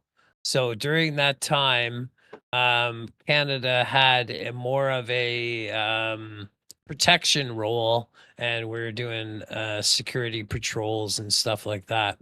And they knew that within I think it was a year or so, they were going to start transitioning to Kandahar with the Americans and Brits and everybody else, because that's where the majority of the Taliban were. So I did my first tour there. It was very mild compared to 2007. Yeah, I know Misa's a big fan of like military history. You know, her dad is just he's a Marine through and through. Like he every time, you know, the Marines have a birthday, he's Mhm. got all these old Yep. Marines at the house. And you know, like he's and she is actually, Misa was going to be going into the military. And her daughter came at a young age, but you know, she was in JROTC. All her old pictures are just awesome because she was Okay. gung ho ready to go. And but we are a very armed forces respecting household, and it's, you know, it's very much a part of something that we respect. Tell us a little bit about this. I don't. This doesn't look like a Jeep, but it's something that looks It's Jeepish. it certainly is a Jeep. Is it a Jeep? Or I Just should say every essential part. it was a Jeep. Um, so I think it's also why I have a lot of respect for a few of the sim racers, well, for all the sim racers from Croatia, and especially Digit. Shout out Uh, Beavis. and you know, there's another guy, Tom the Rookie. He's from Croatia as well. But this is a Jeep that had 54 bullet holes in it. Oh my! Um, and it's actually something that took me a long time to get over, because this was See Borat. oh, Borat's there, my buddy.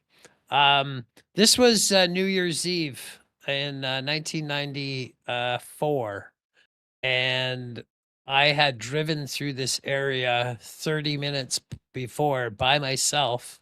We were kind of rebuilding a new observation post, and I went out to drop off some supplies and came back, and I asked two of my soldiers if they could take the Jeep and run out and drop off uh, some more supplies. And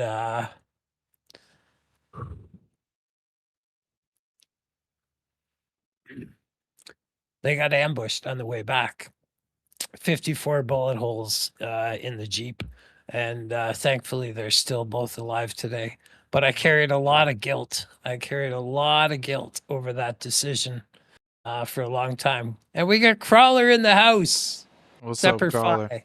What's up, Crawler? Good to see you, brother. Semper Damn, Fi. damn. Um, Yeah. and I'm assuming that this isn't black paint. These are holes. Yeah. Yeah. Yeah. 54 holes, all primarily a lot of them from the back. Thankfully, you know, in the mid 90s, um, that the radios were not what they are today. They were massive things, and if it wasn't for the radios in the back of the vehicle, um, the passenger was shot in the head. The driver, Phil, who is now a firefighter in Toronto, um, basically drove with I think there was two flat tires. So could you imagine driving Gran Turismo with two flat tires? Um, While and you're being shot at. Like, yeah.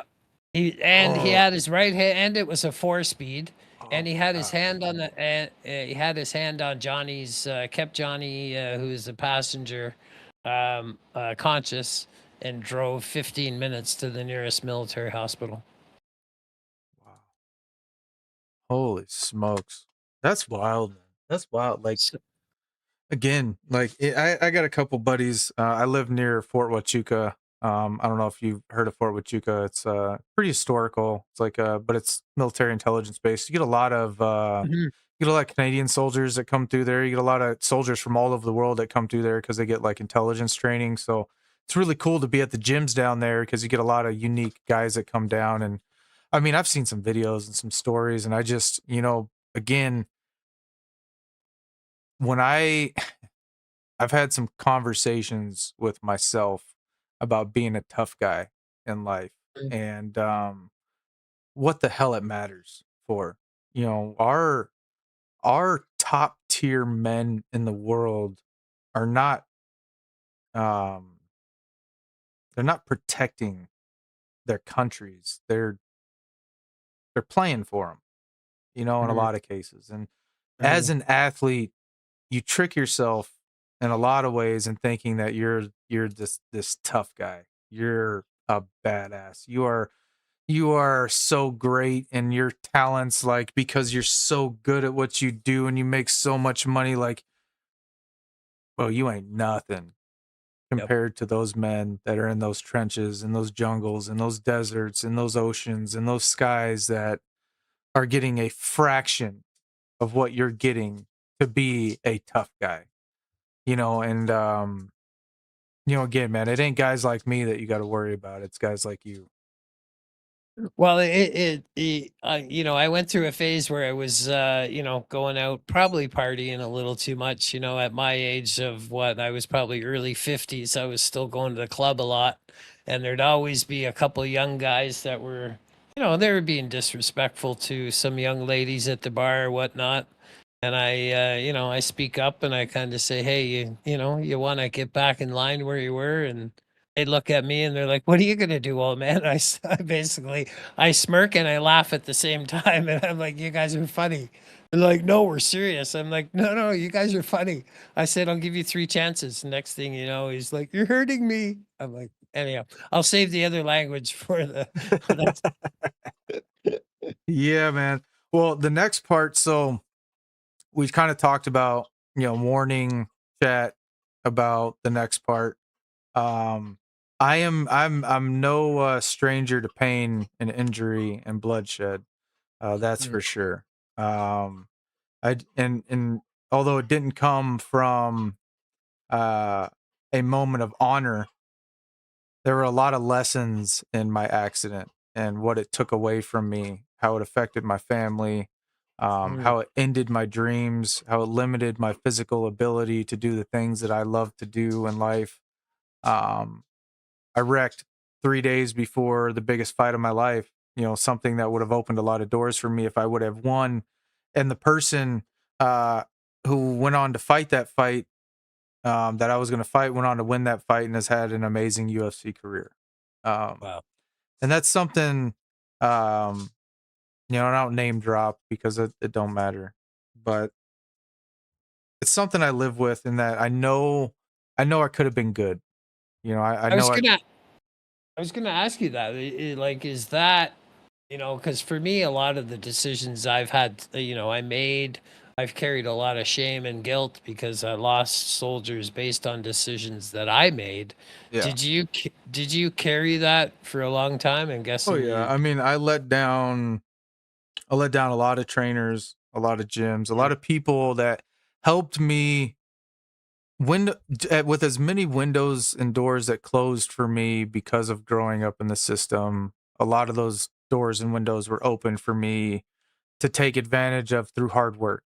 Like, yeah, I understand, you got no money, Trav. I understand you got no food. You can stay here at the gym.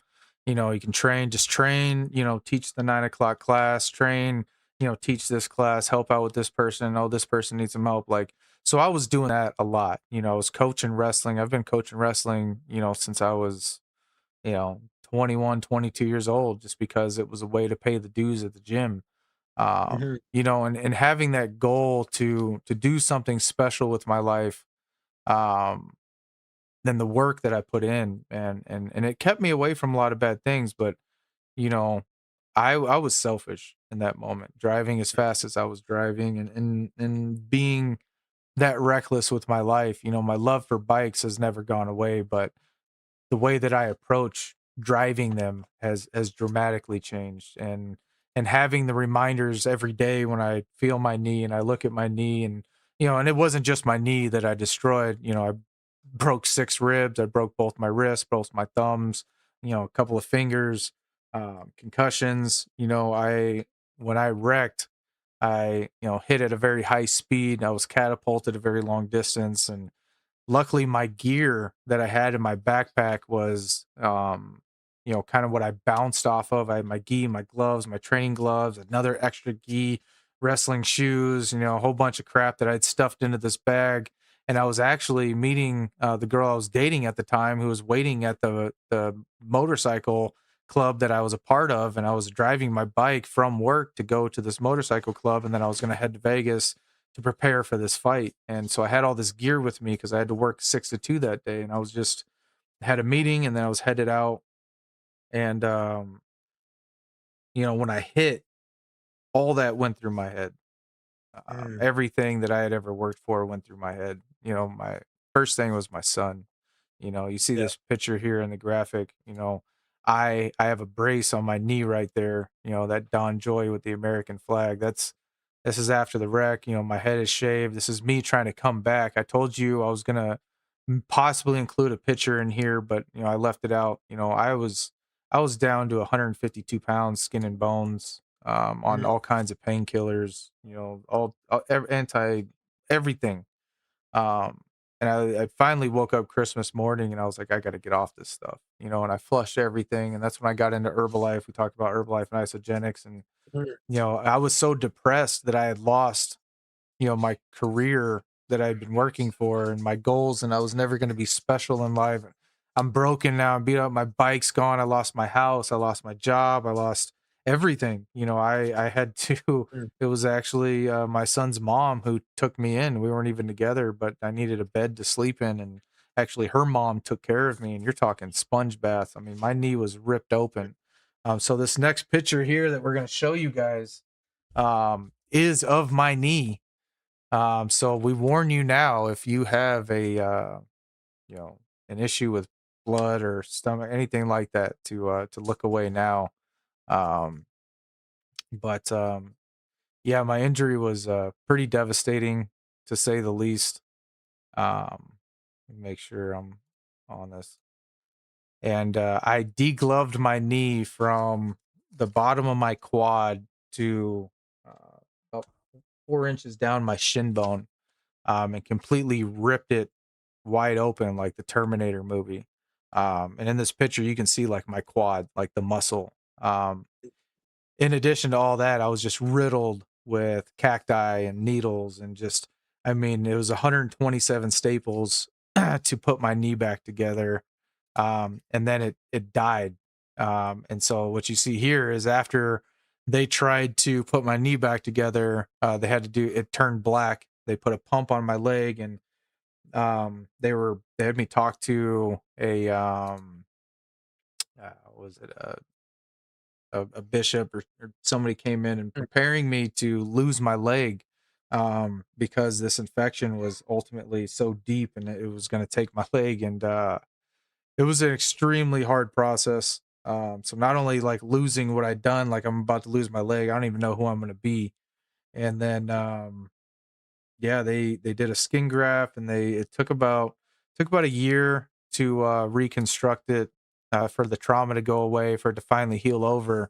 And then at that point, you could see like how skinny my leg is. I had lost so much weight, and the rehab kind of begun. I got a PCL reconstruction, and had to learn to walk again. I was in a wheelchair, in a walker, and then crutches, like all that. I had to do all that all over again, so um, sim racing wasn't in the books back then. You know what I mean? Like I didn't have an outlet. It was Yeah. kind of just hanging out with my kid, and but the hardest part about all that, I guess, is the dreams kind of got crushed. Like Mm. I through all that time, it was like all the people that I talked to was just, I'm sorry, like I'm sorry, like thankful to be alive, all that stuff, but what am I gonna do now? I think part of that stuff too is it it obviously shapes you into who you are now, and I think that's the message that you're very inspirational to many people. I had a guy that I served with that had a parachuting accident, paralyzed from the waist down, and he ended up going on to be a surgeon, a medical surgeon, and he was the first ever, at least in I'm not sure if it's Canada, but he was the first ever surgeon that operated in a wheelchair. Whoa. Yeah. That's And I mean, that's wow. Okay. yeah. And So I same. need to tell that story to my cousin. Because a week ago, my cousin wrecked his motorcycle, broke his C4, C5, C6, and it's looking like he's going to be paralyzed from the waist down. So Mm, trying to do what we can as a family to help him because that's luckily I recovered from this, but there's a lot of yeah. people who go through these things that don't recover or they come out and they're not capable of living a normal life. Like I'm depressed because I can't live an abnormal life. I can't do the great things that I wanted to do in life, but I have to Mhm. be extremely great. And that's I think that's where I'm at now. That's how I tie it all back is I'm so grateful to have Misa, my family, the stability that I have right now. Because honestly, like the version of me that you're seeing right now is probably the best version of Travis that and the most peace that Travis has ever had. And that's why I'm able to be here today, and Yeah. hopefully helping some people with this story. And I think that's the thing is, at the time, whether it's, for me, it was decades after, um, but then you realize you have a bigger purpose. You get depressed, you go through what you're going through, but at Thank the you, end of the Rusty. day, there's a bigger mission. I feel. I had friends that came back with, one arm, one less arm, one, I have a friend that went on to be a city councillor in here in Canada, and he lost both legs. He's gone on, um, you know, Paralympics and all these different things. And sometimes, it's shitty to say, but sometimes there's another calling for something. Well, there is. I mean, there's gosh, I look at chapters of my life like I'm I'm exiting the chapter of my life where I've exited a while back where I was the talent, where I was, man, this guy can do some things. People are optimistic about what I could do. And now I'm in the position of like what I did and how can everything that I've done up to this point, how do I pay that forward now? How do I give back to the young people that I work with, to the young people and the old people? Because I mean, I coach people of all ages, or I train people of all ages. To those people that I work with, how do I pass that on to my children? How do I give them enough lessons to be able to live without me? Right? Like I'm raising people that are my whole world that I can't live without. Like I'm raising them to live without me. Like that's the heart. My son is 17 years old next month. This month, shoot, this is the first. He's 17 this month, and he's already gone through two trucks. He's already had that accident. I had my first accident. A month after I got my first car, totaled that in high school. And I think about. I'm just terrified, man. I'm terrified Yeah. of him having to go through the lessons that I went through, and my girls, hopefully finding the right people in life and hopefully men in life that are going to guide them, and for Misa, like, like I'm always always worried about somebody, to Mhm. have this whole community now that um that I do motivational Mondays, and now it's turned into tenacity Tuesdays because I've already missed like a motivational Monday. So I'm like, all right, time for tenacity Tuesday. But for Yeah. the dozen people that like that post, like, that means something to me. Like, y'all mean something to me for that, y'all. Like, I want you to know that. Like, those are the numbers I do count. Like, hopefully a dozen people feel better from that. But that is what I'm going through that week. That's the self-doubt or whatever I'm trying to get through that week. And this community's become an outlet of, rehabilitation for me on a weekly basis. Or an Yeah, and inlet, an inlet of rehabilitation. 100%. And I think that's I'll get to Rusty's question in a minute. But I think that's also where, for me, I find what I'm doing so therapeutic. I often say I'm selfish because I'm probably helping myself than I'm more than I am others. But I think that also drives my fuel to put more into it. And you have, man. Like it doesn't go unnoticed. I remember when Rory came onto my podcast and It's funny because I like telling this story because I didn't ask Rory to come on the podcast. I was in his channel and I was asking him questions, and he was like, "Well, why don't you ask me on the podcast and we'll talk about it?" And I was like, "For real? Like, I didn't think I was going to get Rory on the podcast to like episode 100. Like, Rory's like a Yeah. goat to me. Rory's my inspiration. Rory's the first channel that I ever saw. Like, go when we'll show the rig right now. Like, I can go back to the graphic. Like, I didn't know what I was doing, so I just watched him. And then Digit was like the second one, and then it was like Cyrus. Like these guys, like they're the ones that pop up because they're in the algorithm, And it was like, okay. And then my son was like, "Well, you could do that." I was like, "Okay, well, let's do it." But now it's become like, I when I look around this room at what I have now, like it's become such a big part of my life, and as a very part-time streamer, like I can't do what you guys are doing. Like you've shown, like you guys are working hard. I watch guys that are coming out with content every day, and we get back to Rusty. Like, how do you find that bigger mission? How do you find that mission on YouTube even? To create content. But I think that you finding the niche in the podcast space of like, let's talk about mental health is going to go far past, even what I'm doing. Like, I'm just bringing people on here to get to know them. Like, you're meeting real problems, and you guys are. It's like a therapy session.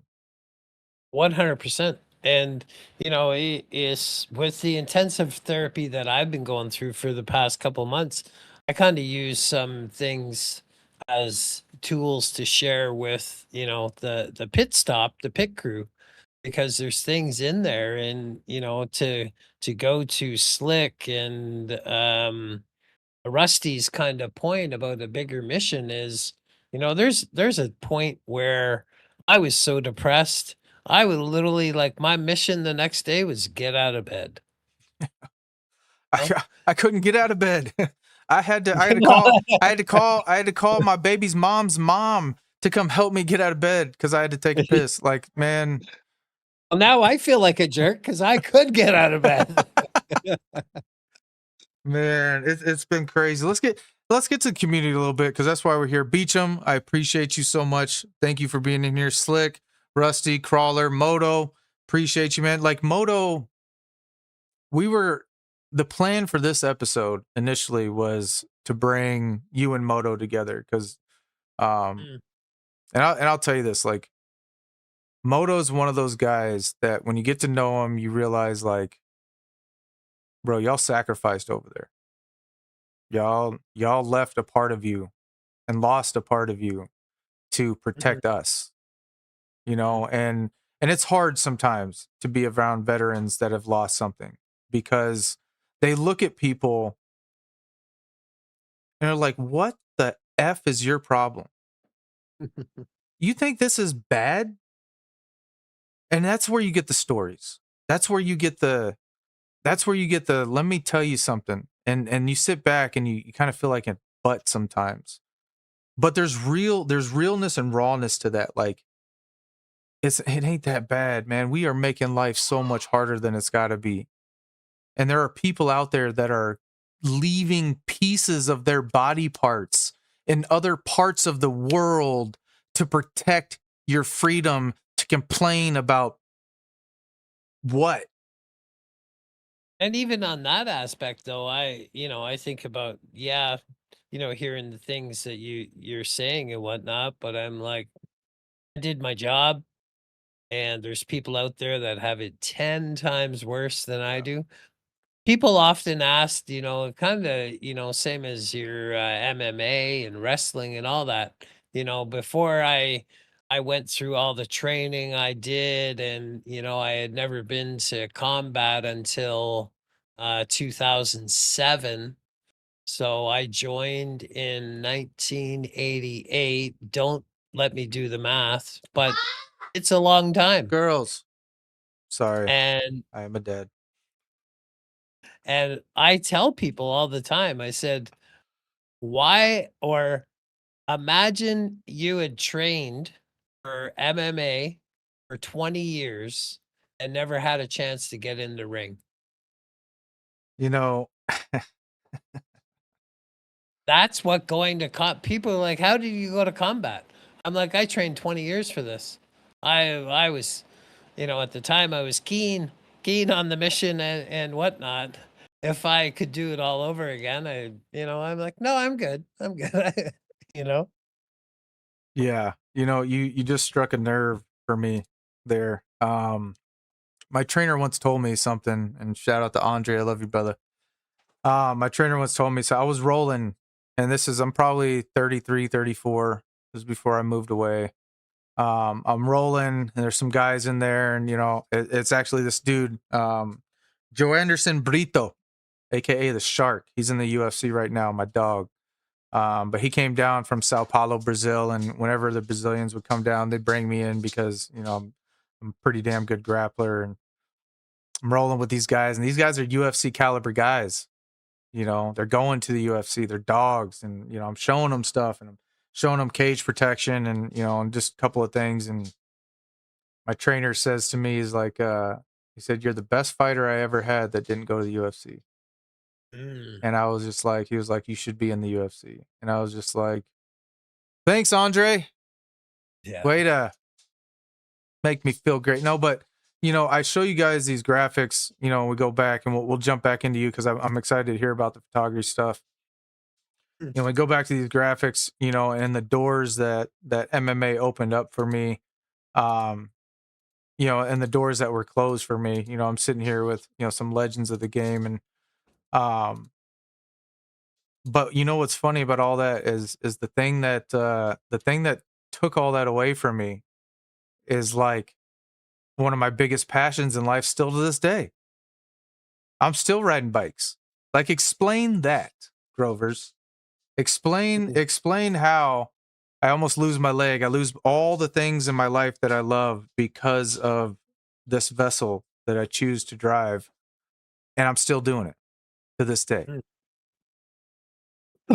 Well, I think it's also it's a passion, and I think sometimes the adrenaline, and I gotta say, like, thinking about your story and whatnot, I was dating somebody. I had my motorcycle, and then I got told I'm going to Kuwait to the Gulf War, and I was getting serious with somebody at that time, and they said, "Hey, your motorcycle is not going to get groceries and everything that it needs to." And I was kind of pissed off at the time, but moving forward to kind of know myself, I'm glad I got rid of it when I did. We could go back. We got a picture of your bike here too. Tell Yeah, me a little bit mine's about that, man. That looks back in the day, man. And that's all open wheel, no ABS, no traction control, no wheelie tilt, no nothing. I think I was either 16 or 17 there, and that's CBR.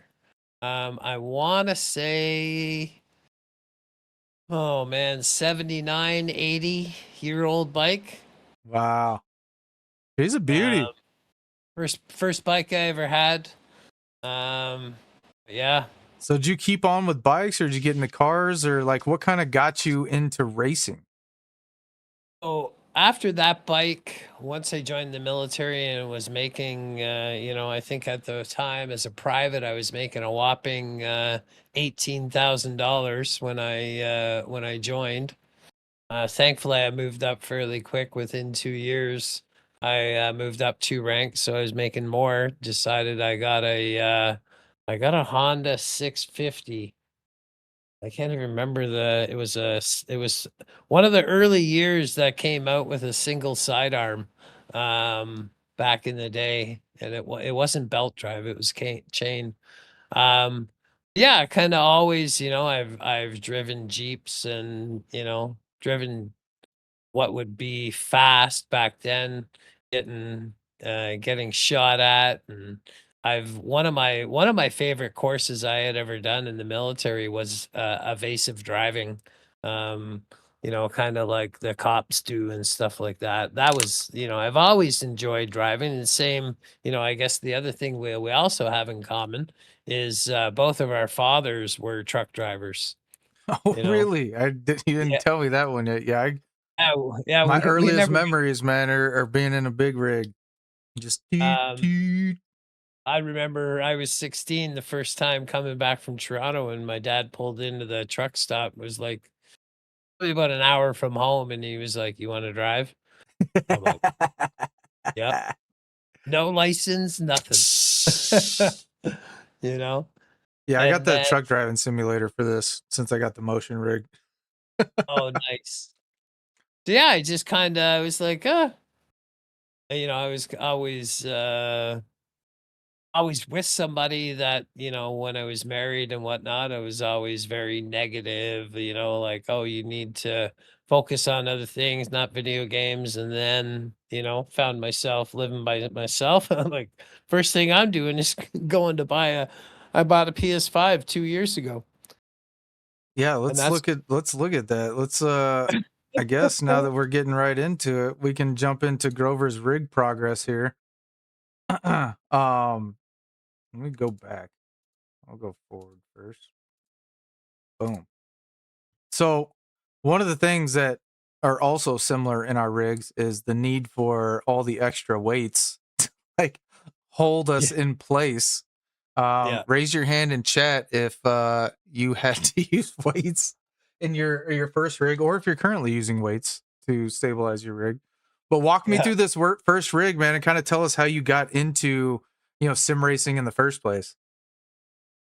So yeah, it was just, I kind of started on my T80, same as you. I started with F123. And before I found this GT Omega wheel stand on Marketplace for like 80 bucks. And I was like, okay, that'll do. Yeah. And then had to stand there, and you'll see the boards that are in front, that's so it wouldn't push forward, so that is kind of like a blocker to the wall, so if I wouldn't and then if the weight wasn't on the back, the whole thing would freaking move forward, and I was like, okay, well, I didn't have a chair, so I had to put like there's a bit of I think it's a 2x4 behind the back just to raise up the back. And that's the G923. Um, and then that thing basically, I was in a race one day, and the whole thing basically collapsed. And I was like, okay, it's time for the next phase. Heck yeah. No, it's a rabbit hole, man. It's a rabbit hole. You went on to like build a base and started getting real customized. Like that's another thing we share in common is we're both, kind of like fabricators. If you don't have something, might as well build it. What did the Yeah. process go through of like building your own custom base? This actually looks pretty good, by the way. I mean, it doesn't look like a bad rig at all. Yeah, so it was I bought that seat off of Timu. It was basically a extension that could go into the GT Omega stand. But at that time I was racing on a TV which was 60 inches, and it was up way too high. And I realized I got a neck and a back injury when I was in Afghanistan. And I realized my neck started getting so sore because I was always looking up at the TV. And Yeah.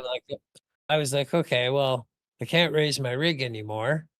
But if I put it on stilts, I had an extra bed frame in my spare bedroom where I'm sitting now.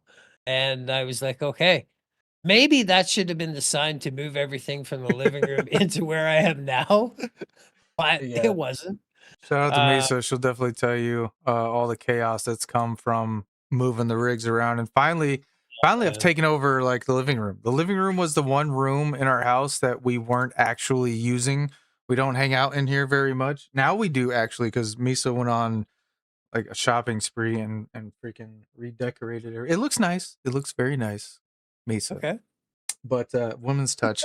But yeah, everything's in here now, and then I actually have kind of an ambition to build out like a man van for my static rig, and Mm, maybe take my rig with me when I go to work so I can get some extra practice. But okay.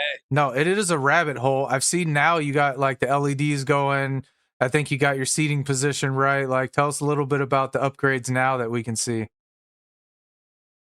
So yeah, I went to that one, and then that's with the current wheel I have now. I updated my pedals, but it wasn't enough. Like the seat wasn't enough. It was always um and yeah, I just found the Six Sigma. It was actually QC that bought one, and it was a Canadian company, and I was like, okay, I need to check them out, and so that's when I started to move everything. I thought the lights were cool.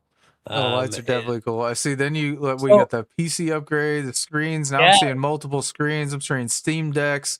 Like you're a real creator now.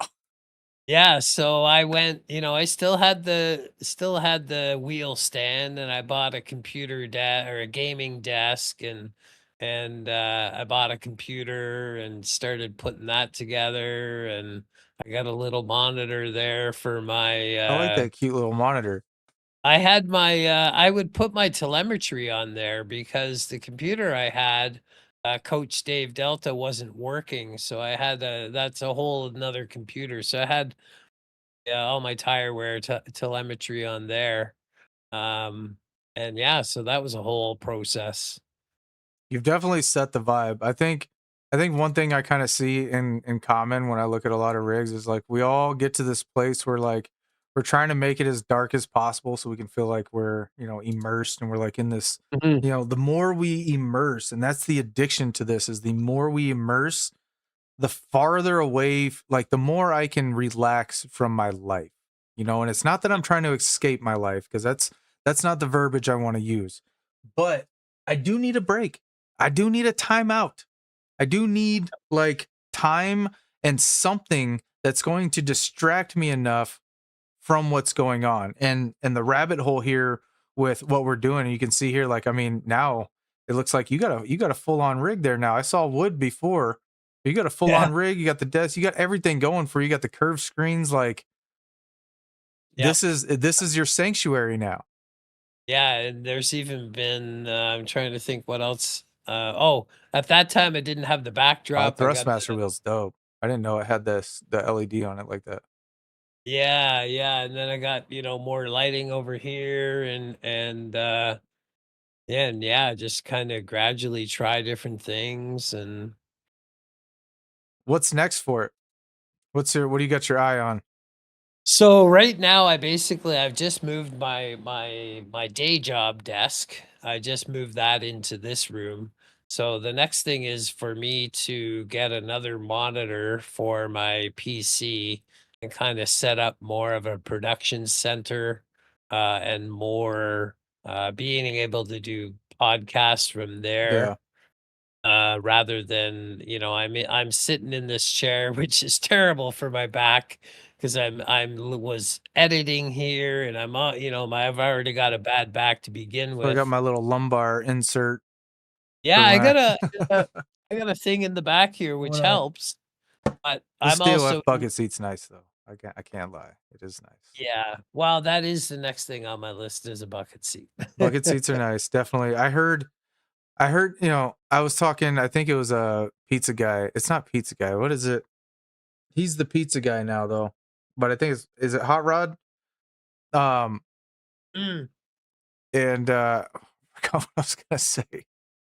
But I was hanging out over there and he wanted to put a big old Escalade seat, on his rig. And that's something I highly consider, man. I drive a Suburban and a Tahoe. And I mean the seats are okay. so comfortable. And I mean you can go to Yeah. the junkyard and I can get one of those seats for $30 and it'll slip right on that rig. And I'll be really sitting in Hey. comfort. Because the difference between us and like real race car drivers, those guys are racing for, 30 minutes, an hour, however long their stint is. Sometimes we do this for like 8 hours, and I've qualified for like 12 hours, and you do endurance races, you do events, around the theme of endurance. So taking care of yourself is definitely important. Getting circulation is definitely important. Someone said on here, Richie Racer music. Yes, with the adoption of Suno, we've definitely been able to have a lot of fun with music Mm. lately. I think we're just in this phase now where you can have a lot of fun with this, man. It's different. It's different than anything else I've ever done. It's a lot of Yeah, fun. even you know, when we did Papa's episode and some of the songs that he has done for PHG and also done in memory of rest in peace Susan. Yeah. You know, Shout out to all Susan, of, PhD you know, Angel. Angel, yeah. And yeah, there's just a lot of people doing music. And for me, I found it to be very therapeutic. I've got an album on Spotify now, Apple Music, you know, kind of people were like, basically, I want a spot where I can listen to your music more often. I was like, oh crap. Okay, let me put this on Spotify. Yeah, I saw Noodle dropping some too. I haven't put mine on Spotify, but I finally like Misa got me a stream deck, so I finally got them programmed one by one, and I have like I almost have what is this 1, 2, 3, 4? I have 10 songs now, 10, Okay. 10 decent songs, and I made a cool one for us, so we'll play that again here at the end. Um, Yeah, yeah. but yeah, the rabbit hole is weird, man. It is real, man. Like I've invested a lot of money into this hobby. Yeah. You Well, know, I had somebody was giving me some advice on the channel, and the first thing they said was, your camera doesn't look great. You should buy a new one. So I bought a new one, or a and it's new coming in tomorrow. You said right? Perfect $250 timing. camera. Yeah. Wow. That thing better be great. I think I don't know. It's I think mine's around a 200. Elgato face cam in 4K is what I got. Ooh, that's nice. Yeah, I got the Ozbot um virtual cam. It's like got a gimbal, it moves, it tracks, it does all kinds of stuff. I don't have it do any of that. It's just staring at me, but it's nice when I do any adjustments and stuff like I can do that. But I can teach it to do hand gestures and things like that. But um Okay. it's pretty cool. It's pretty cool. We definitely both started though on entry level rigs, the T80.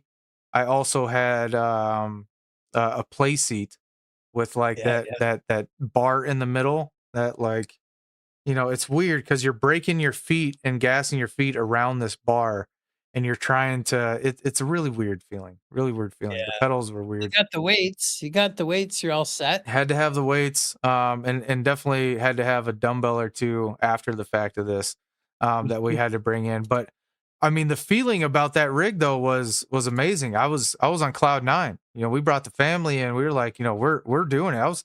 I was taking these pictures of it because I was proud of it. It's like, dude, Yeah, I'm yeah. really doing this now. Now I'm, and then we got another one. So I went and I found like a Thrustmaster T300 and another play seat, and we put them side by side in the garage and made like a theater out of it. And the you know the girls loved it, you know, side by side, you know, but Oh, it that's was awesome. really cool. Trying to do split screen with like the two wheels. Um, Later, Richie, appreciate you. But going through that progress and thinking, like, I remember the first time I was like, these are awesome until I finally kind of like, you know, add some lights. I had a drone and I traded a drone for the GT Omega Prime and like another, like, I throw a little money on top of it and got the Mhm. CSL Elite. But then you know, watching streamers, I needed the extra I needed the extra screen, you know, Yeah, yeah. I needed this, needed that, needed the lights, needed the camera. I think I went to Walmart and got like a Warkey. I still use it to this day. It was like a $45 capture card. Warkey. Still use it to this day. It's been great. I still have the Logitech 1080p camera that's right there. That's the one that I use to like show the rig. Still have the static rig and stuff like that. I wish I would have kept the wheel, but I ended up selling that. And then that evolution, I had to get the computer. So I eventually got the computer, and then I had like laptops, and you know, you just kind of go through this, you know, rabbit hole. And then finally I found a really smoking deal on a DD1, the F1 wheel that I use now. And it's been amazing. It's like 20 Newton meters, but I run it at like 12 Newton meters. Okay. The V3 pedals, those are a really cool upgrade. I still use those to this day. I've had these for like a year, no complaints. But that rabbit hole is real, man. Yeah, yeah. It's been a hell Yeah. of a journey. Well, and even with my TGT too, I've had a few. I think considering the amount of dust I cleaned off my PS5, I realized that that was probably the issue because I had a whole bunch of disconnects and I was already looking at it. I'm like, maybe I can save up a little bit and buy a Fanatec. Wedding season is starting up again, so I mean, I've never had a problem with them. You know, I hear people every once in a while that they have like issues with this or that, but I've never. I guess I've never really had to deal with it. But I do stand on like if you buy cheap, you're gonna buy twice. yep. And that, not to segue back or away from, I wish I had done that in photography as well. I started my business and I was buying multiple times and realized should have just spent 2,000, 5,000, $10,000 in the beginning. And it's funny. I had someone come in here and they had said something. It was like Viking, you can't hide money, and I was like, dog, I ain't got no money. I don't Nope. get. I got 4 kids. I got a full time job. I got a big old bear dog. I got 2 V8s that I drive, a couple bikes. You know, like I have a lot of responsibility. I got no money. All of this has been done through hard work, and that kind of brings up some of the outside of the scenes things that people have I've been able to experience with going to sim expos and kind of Mhm. getting to meet some people and do some things that I never would have had a chance to do, and try some rigs that I never would have had a chance to try.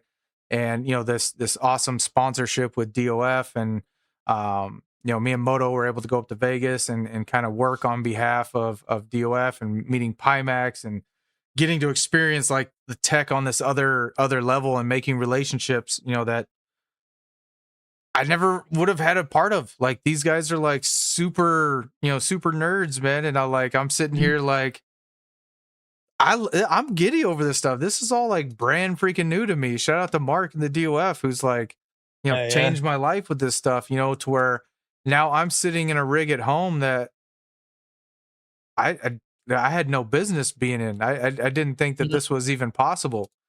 It's wild. Damn, that's crazy. Yeah, the dude, some of these rigs like the let's see, I'll go back to like the Cena rig. This was probably my favorite looking rig was this right here. The Podium 1 Cena. This thing's like a $28,000 rig. The red Holy one. Yeah, and that's yeah, got yeah.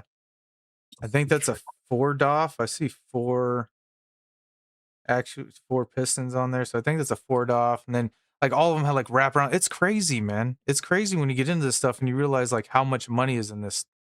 Yeah, yeah. That's crazy. Nope. But I don't want to maybe one day, but no, that's a little nah, I ain't going extreme. that far. I mean, I'd have to be a millionaire. I mean, they're not appealing to guys like us. Like DOF is appealing to guys like us, like in-home sim racing. Like you can see with my sim rig, it's designed to be in home. You look at something like this, and then you look at something like my rig, like it's the same concepts, but it's made for in-home use. Like this thing, Yeah, I wouldn't say this is like, I've rode those. It's just not as powerful. It's not as violent, but the sensation is there. Having the motion rig now and getting to experience this it's really cool. Like with VR, it's one of those things that I yeah. I can't go back and be like, no, it's not what you guys think it is because it is. It's freaking amazing. Um, but the wheelbase, going to like direct drive, that's the same kind of jump. That's the same kind of rush. It's like everybody who has felt that, like going from like, band to direct drive, it's kind of like going from static to motion, if that makes sense. Okay. Yeah, yeah. Yeah, I'll get there one day. Right now I'm happy with what I got. It's in my price range, and as far as, certain things like with the the mental pit stop and whatnot. I want to be able to get to the point where, with some more events coming up, and where I will make a little announcement at the end. But I want to get to the point where, I'm helping others, Yeah. um, and putting money into mental health and different things and whatnot. So for me, that's if I can save some money now and still do what I'm doing, Yeah. I don't need to spend more money to try and get fast, because chances are it won't work. Yeah. No, and I think you're on that path. I think there's, a clear definitive opportunity there for, mental pit stop inside the helmet to, go into the foundation side. I definitely am going to be a big supporter of all those things. And, I feel extremely honored to have had this opportunity, to kind of hang out with you and to share, this platform and, um, others out there, that are starting to bring awareness to this and people that are communicating. I'm rooting for everybody in the community. It's not just about being fast, it's about the camaraderie and the brotherhood. And I think that's maybe why, the military and the athletic became such a big theme in this, because, we're looking for that brotherhood. We're looking for that bonding, that competitiveness, where, we can go elbow to elbow and, at the end of the day, it's just having fun. Yeah, yeah, absolutely. And I think with the community as well, it's there's sometimes I think it allows us to race together, but then build that bond with somebody. I unfortunately, Richie probably already left. I didn't get a chance to say but goodbye. But Richie is somebody that I met in the track, and now it's been over a year, and him and I have become good friends, and we check in. We do our buddy checks. Yeah.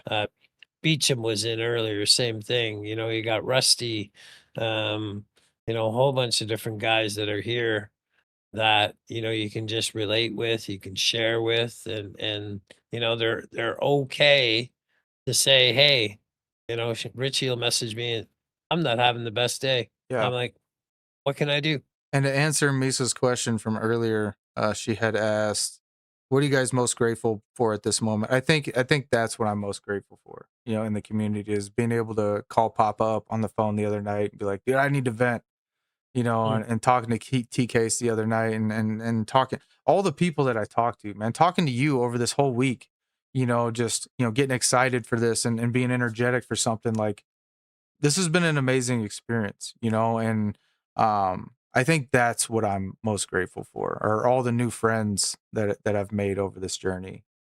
What do you think?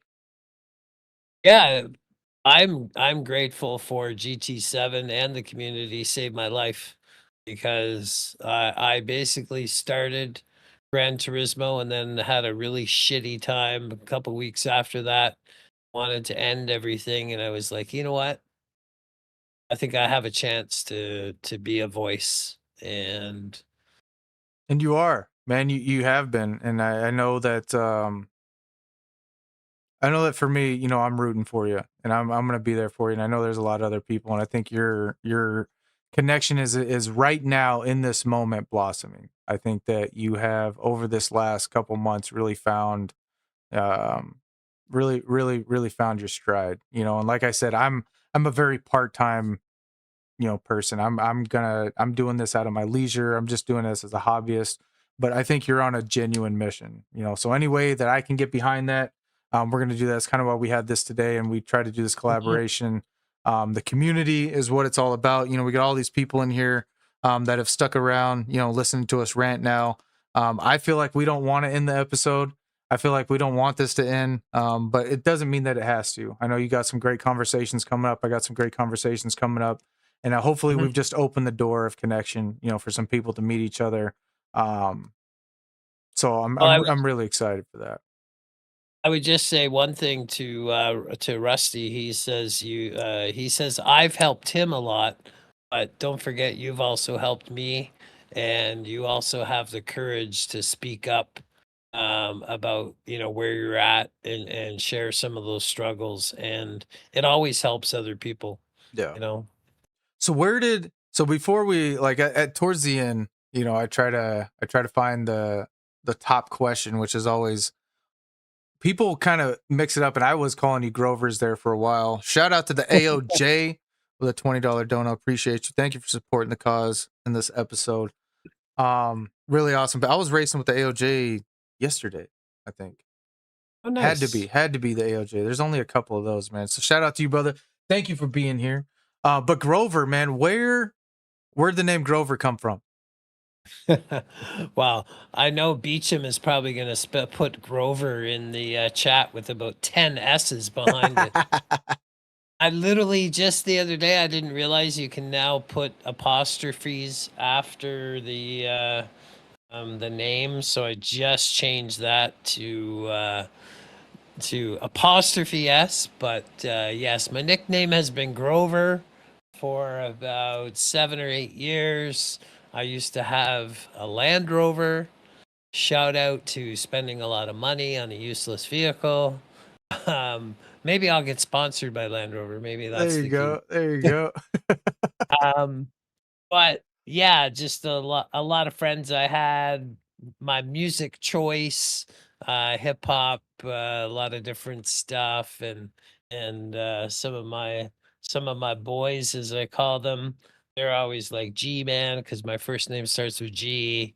And yeah, just one day, one of my bros is like Grover. I'm like, okay. I There think it is. before that he said G Man and the Rover, and then he G-Man of was the like, Rover. and this guy spits bars, you know what I Okay, mean? Like, okay. yeah. He's got a album on Spotify and stuff like that. And he's a rapper, and just yeah, it was like Grover, and just That's like what's up.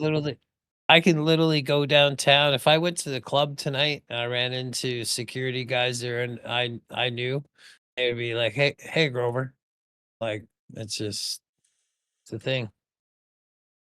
That's what's up, man. That's what's up. So I've had a lot of nicknames growing up. Real Deal Rail was kind of the one that stuck, and it was because my coach wrote my name wrong and then kind of filled it in Real Deal Rail.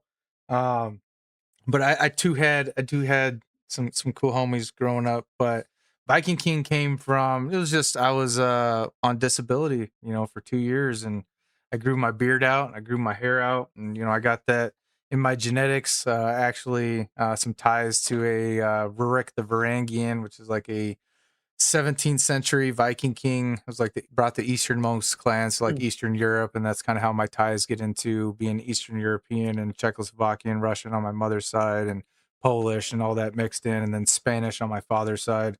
But that's kind of where the Viking king came from, and my kids were like, "Yeah, Okay. that's it." So it just kind of stuck, and then I kind of condensed it just to VKG. So I'm down with the VKG thing, and I don't know if I'll ever do like the Rory thing where it's just Travis Rail. I don't got a Yeah. name like Rory Alexander. But Yeah. that was it's kind of you stick with your name, and you kind of that's you now. It becomes your like identity. I've only ever been recognized like once in public, like Viking King. Shout out to Rick Slick, but it's cool how everybody like comes up with that. Like, Wrench Wench. Like that Wrench Wench is like one of the best names ever made for like Gran Yeah. Turismo and YouTube combined. So but we got Misa and Missa, like that's kind of like our nicknames. We got those like on our license plates and stuff. And I'm Okay. always fascinated with like how people come up with their names, and like it's cool to hear and to know that like that's you. Like no matter what, no matter where you go, like Grover is who you are. So, I mean, you're like sharing that with us. Some people don't even share their name, let alone like their childhood nickname. What are you Yeah, doing? yeah. I started. Hey, It's did y'all see that? even I got a 4-year-old. oh, I see that. What are you So doing? there's Will a you put that ghost back? behind. That's the joys of doing Yeah. live. Yeah, that's what I'm saying. That's why we don't record. This is reality TV. No pre-record. I think you are going to re-release this though, for Inside the Helmet episode 4. But Nice. I've always been on. It's going to be live. It's going to be with the community. We're going to hang out here. You're only going to see it if it's here. Like YouTube doesn't push out live streams later. I get that. It's all good. Like I'm not going to go re-edit it and edit them again. You're either here or you're not here. You feel me? Yeah. And Richie said he was going to bed ages ago, and obviously you He's can't still sleep. here. And Heck there's yeah, still bro. 22 people watching. I don't even know if I got. Oh yeah, I guess I could finish the graphics on my rig. Got away from that, but the DOF rig has been awesome. Mm. You got the dust cover here. A lot of this stuff I was excited as hell to get it. Um, but the build was cool. I was gonna do a build video, but again, you know, time and energy. So now you guys see like I do have the haptic vest, I do have the seat haptics, I do have butt kickers, I do have motion, the 4-point harnesses, I got VR Mm. cams. I want to get the wind. I want to build a full shell for it at some point, but Okay, for that's sick. now, where I'm at from, where I started, I'm pretty damn grateful. Yeah. Pretty damn I grateful. wanted I I know where this is what I love about doing live as well, because 'cause we're just totally off the cuff. I wanted to go I wanted to go back to why you couldn't join the military. Oh, man. Like Is so that okay? yeah, yeah, yeah. So at 18, it was football scholarship. I mean, I was gung ho ready to go. You ask anybody my senior year in high school, I wore maroon, I wore Semper Fi shirts. I was ready to go to the Marines. I wanted to be a SEAL, my whole life. I thought that was like, the most badass thing I could do with my life. And then I got a scholarship, and I went to play football and it did and didn't work out. I got to play a couple years of football, but my sophomore year, I found out that, we were pregnant with Bub and I just didn't, I was going in. It was kind of crazy because I would have signed the papers, but I had this tattoo on my hand and I had to go get it laser removed and then found out that my son was coming and then from there I've just been doing the dad thing. I tried to go back again actually later in life and I couldn't go because of my knee. Damn. Yeah,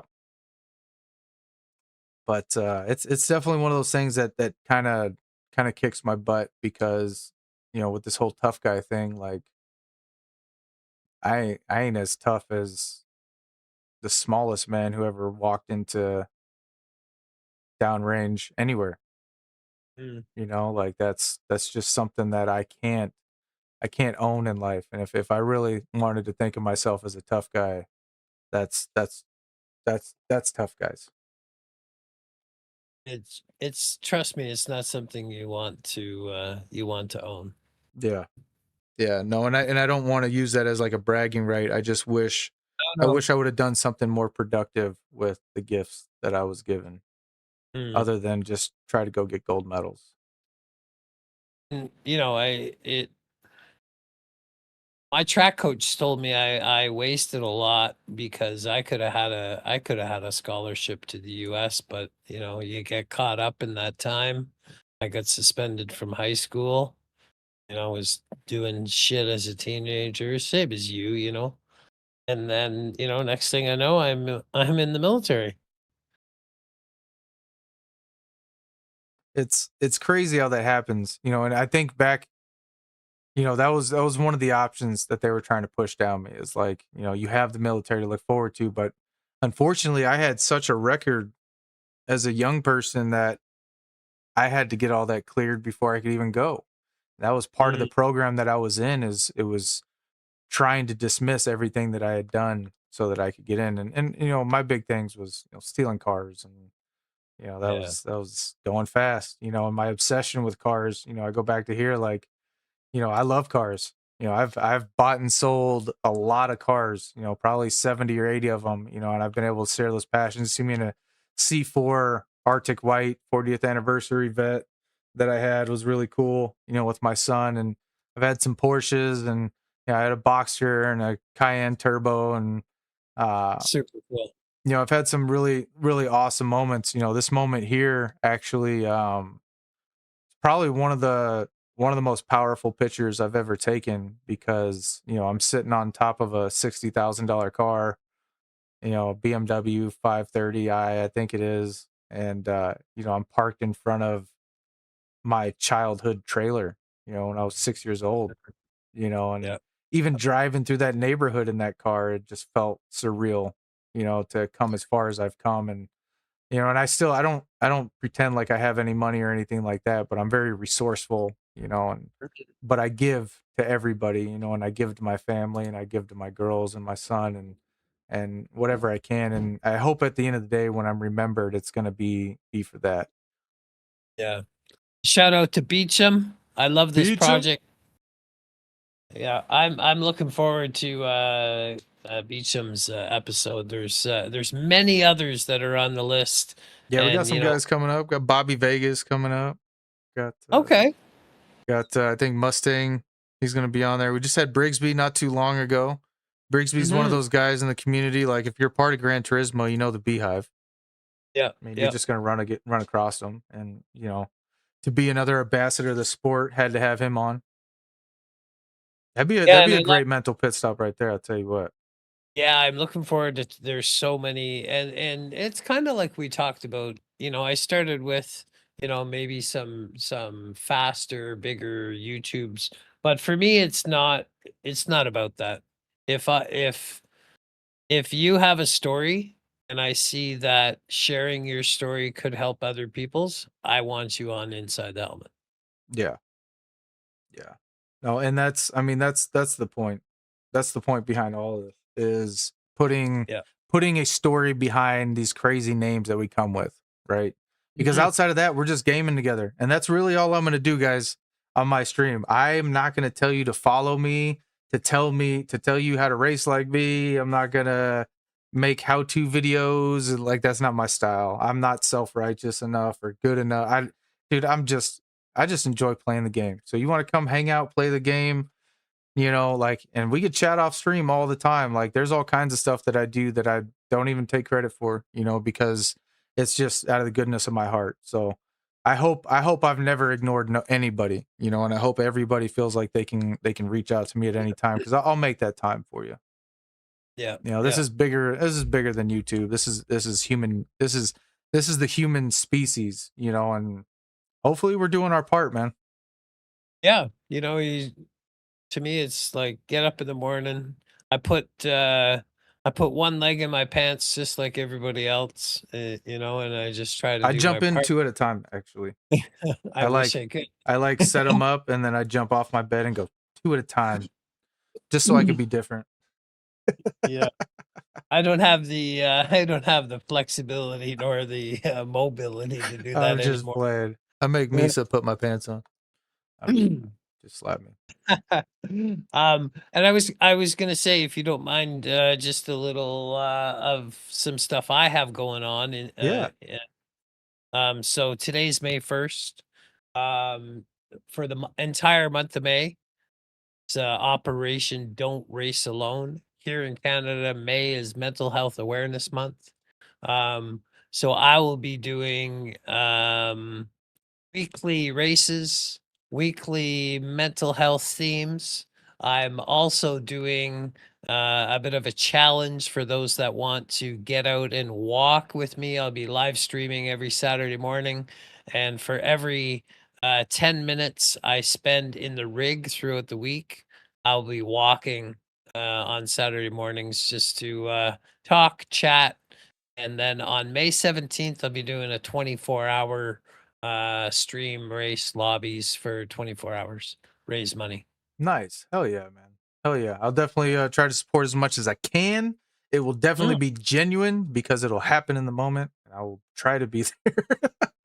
I'm I so busy, appreciate man. It's crazy. Like I, that. I looked out. We've been chatting for almost 3 hours. This is Yeah, really cool because I'm having a blast. Like honestly, like I know we're just rambling, but dude, yeah, this is what it's all about. I'm gonna get on. I'm gonna get off here. I'm gonna go talk to the family, and then I'm gonna go jump yeah. and hang out in some lobbies and play with some folks. And dude, thank you for this, Grover. Like, thank you honestly Well, for having me on your show and trusting me with your story and taking the time to help tell mine.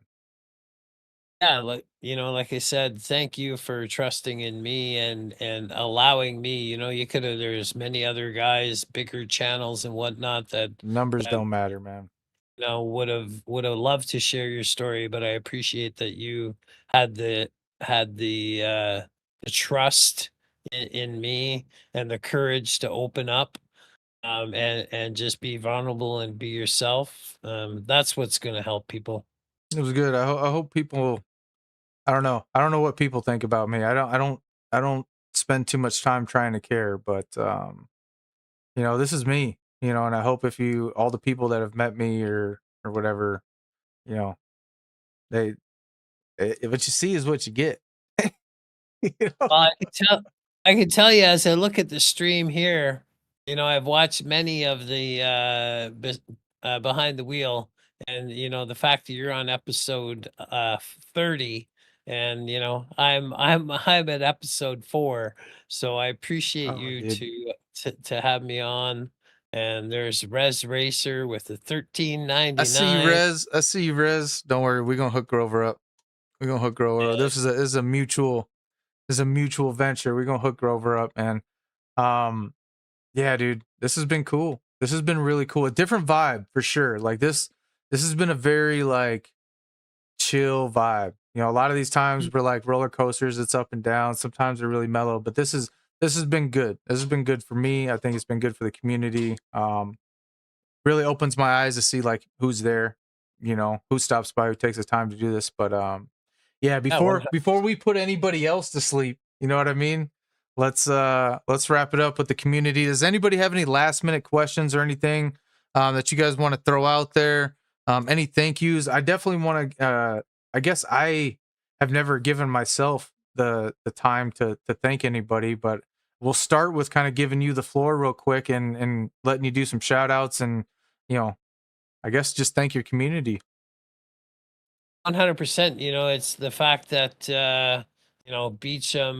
Beecham's there, and you got Brigsby, and I would say Richie, and Piper isn't in tonight, but I got a handful of and Doc's not here tonight.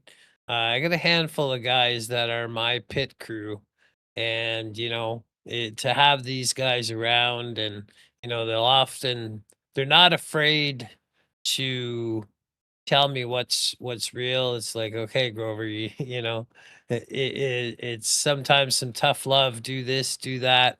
Not they're telling me what to do, but they're fully supporting me, and I come up with some crazy ideas sometimes, and I'm like, I'll put it in my mods, and it's like, what do you guys think about this? Oh, that's stupid. Okay, thanks. So shout out to those guys that are there every day, every stream, every lobby, and they're sharing the same message and the mindset that I am. So we're cultivating more than just myself. 100%, 100%. I'd like to second that. Everybody in the chat, man, thank you guys for coming out. I appreciate you. This was a deep episode. I knew it was gonna deep episode. There wasn't any like superficial hype to it. A lot of vulnerability, a lot of stuff I told you guys that I didn't think I was gonna tell you guys. Um, but it was easy to talk to Grover, and I appreciate that. Big shout out, major thank yous to the whole PHG team, the squad, Papa's House of Game. Thank you so much for just letting me be an ambassador, wear that badge. I take a lot of pride in being a part of that team. I'll definitely try to do more. Big shout out to everybody over this year that has helped me. Big shout out to TK, Simbros, RSROP, uh, Hefe, Iris, the guys that made it possible to go out to the Sim Expo. Big shout out to Mark at DOF, Igor, even Moto. That whole venture in Vegas was a grind, brother, but we got it done. Mrs. Moto and Misa, who put up with us for that week. Thank you guys. None of this would be possible without Misa's support. And right now, she's keeping the kids quiet and stuff, and I'm taking up the house's time. So shout out to my family who supported me in this wild venture. Big shout out to the community. There's nobody I want to leave out. To the mods that have helped me, You know, Chris has been there for some trying times, and he still keeps coming back. That's why he's got that blue mark next to him. Brigsby, thank you for just always being a friend. You know, chat with me outside. Dubs, you know, again, I could throw TK's out there again because he's been a big supporter lately. Everybody who comes by, you know, like, you know, LVP, AOJ for donating, bro. Thank you so much. Beesum, Rusty, you know, it's been awesome hanging out with you guys lately. Slick and Crawler, like the guys that challenge me and keep me chasing them. Noodle, like I can't say enough about the kind of person that Noodle is. I'll keep calling him Noodle forever because I'm stuck on that. But Noodle, he is truly one of the best people that I have ever met on YouTube. And I can, you know, he's like a YouTube brother, man. I appreciate you. And everybody that I may have said that I missed, you know, I don't want to go through chat and try to force things, but everybody I met in person, you know, Wrenchy for being an awesome person out there. Blanco, I miss you, dog. Wish you were still around. Luke, for the advice that you give me. Even Sammy, you know, the advice that you give me. Digit, Rory, thank you so much for, you know, being, you know, a fan of the show. I'm sure he's going to watch it. He's not going to chat, you know, because that's Rory. But I definitely know that, I mean, his interest in that and being an inspiration. Everybody, man, I could go on forever and ever and ever and ever and ever. But I love you guys. I appreciate you guys. And this has been a really cool experience for sure. Awesome. Yeah. Thanks a lot for having me. Awesome to get to know you. And we'll see each other on the track. Hell yeah, man. I'll see you on the track. Until next time, y'all. This is VKG and we out.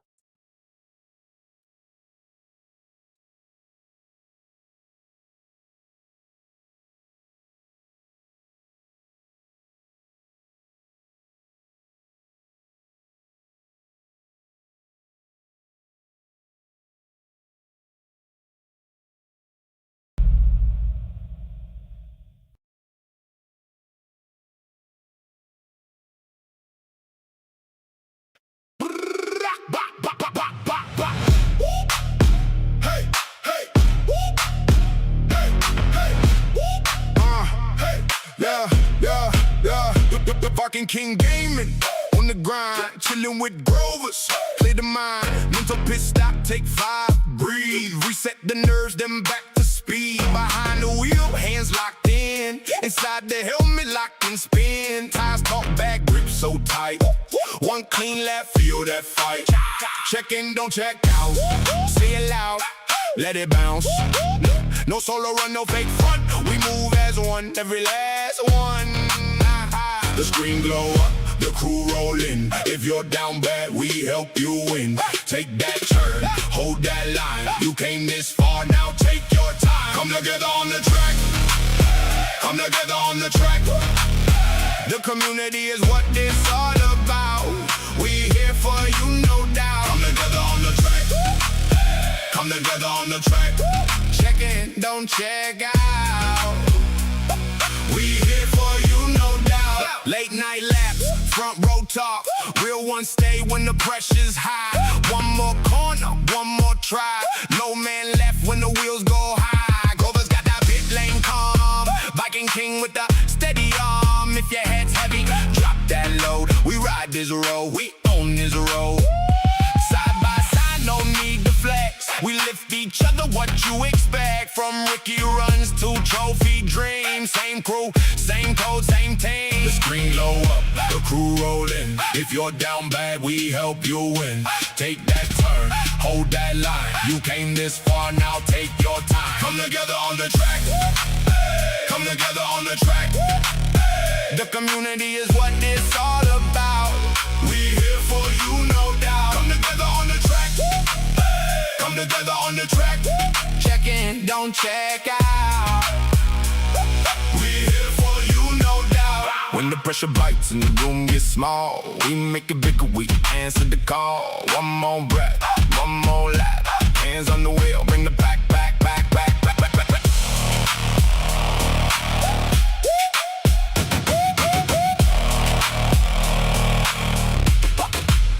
Come together on the track. Come together on the track. The community is what it's all about. We here for you, no doubt. Come together on the track. Come together on the track. Check in, don't check out.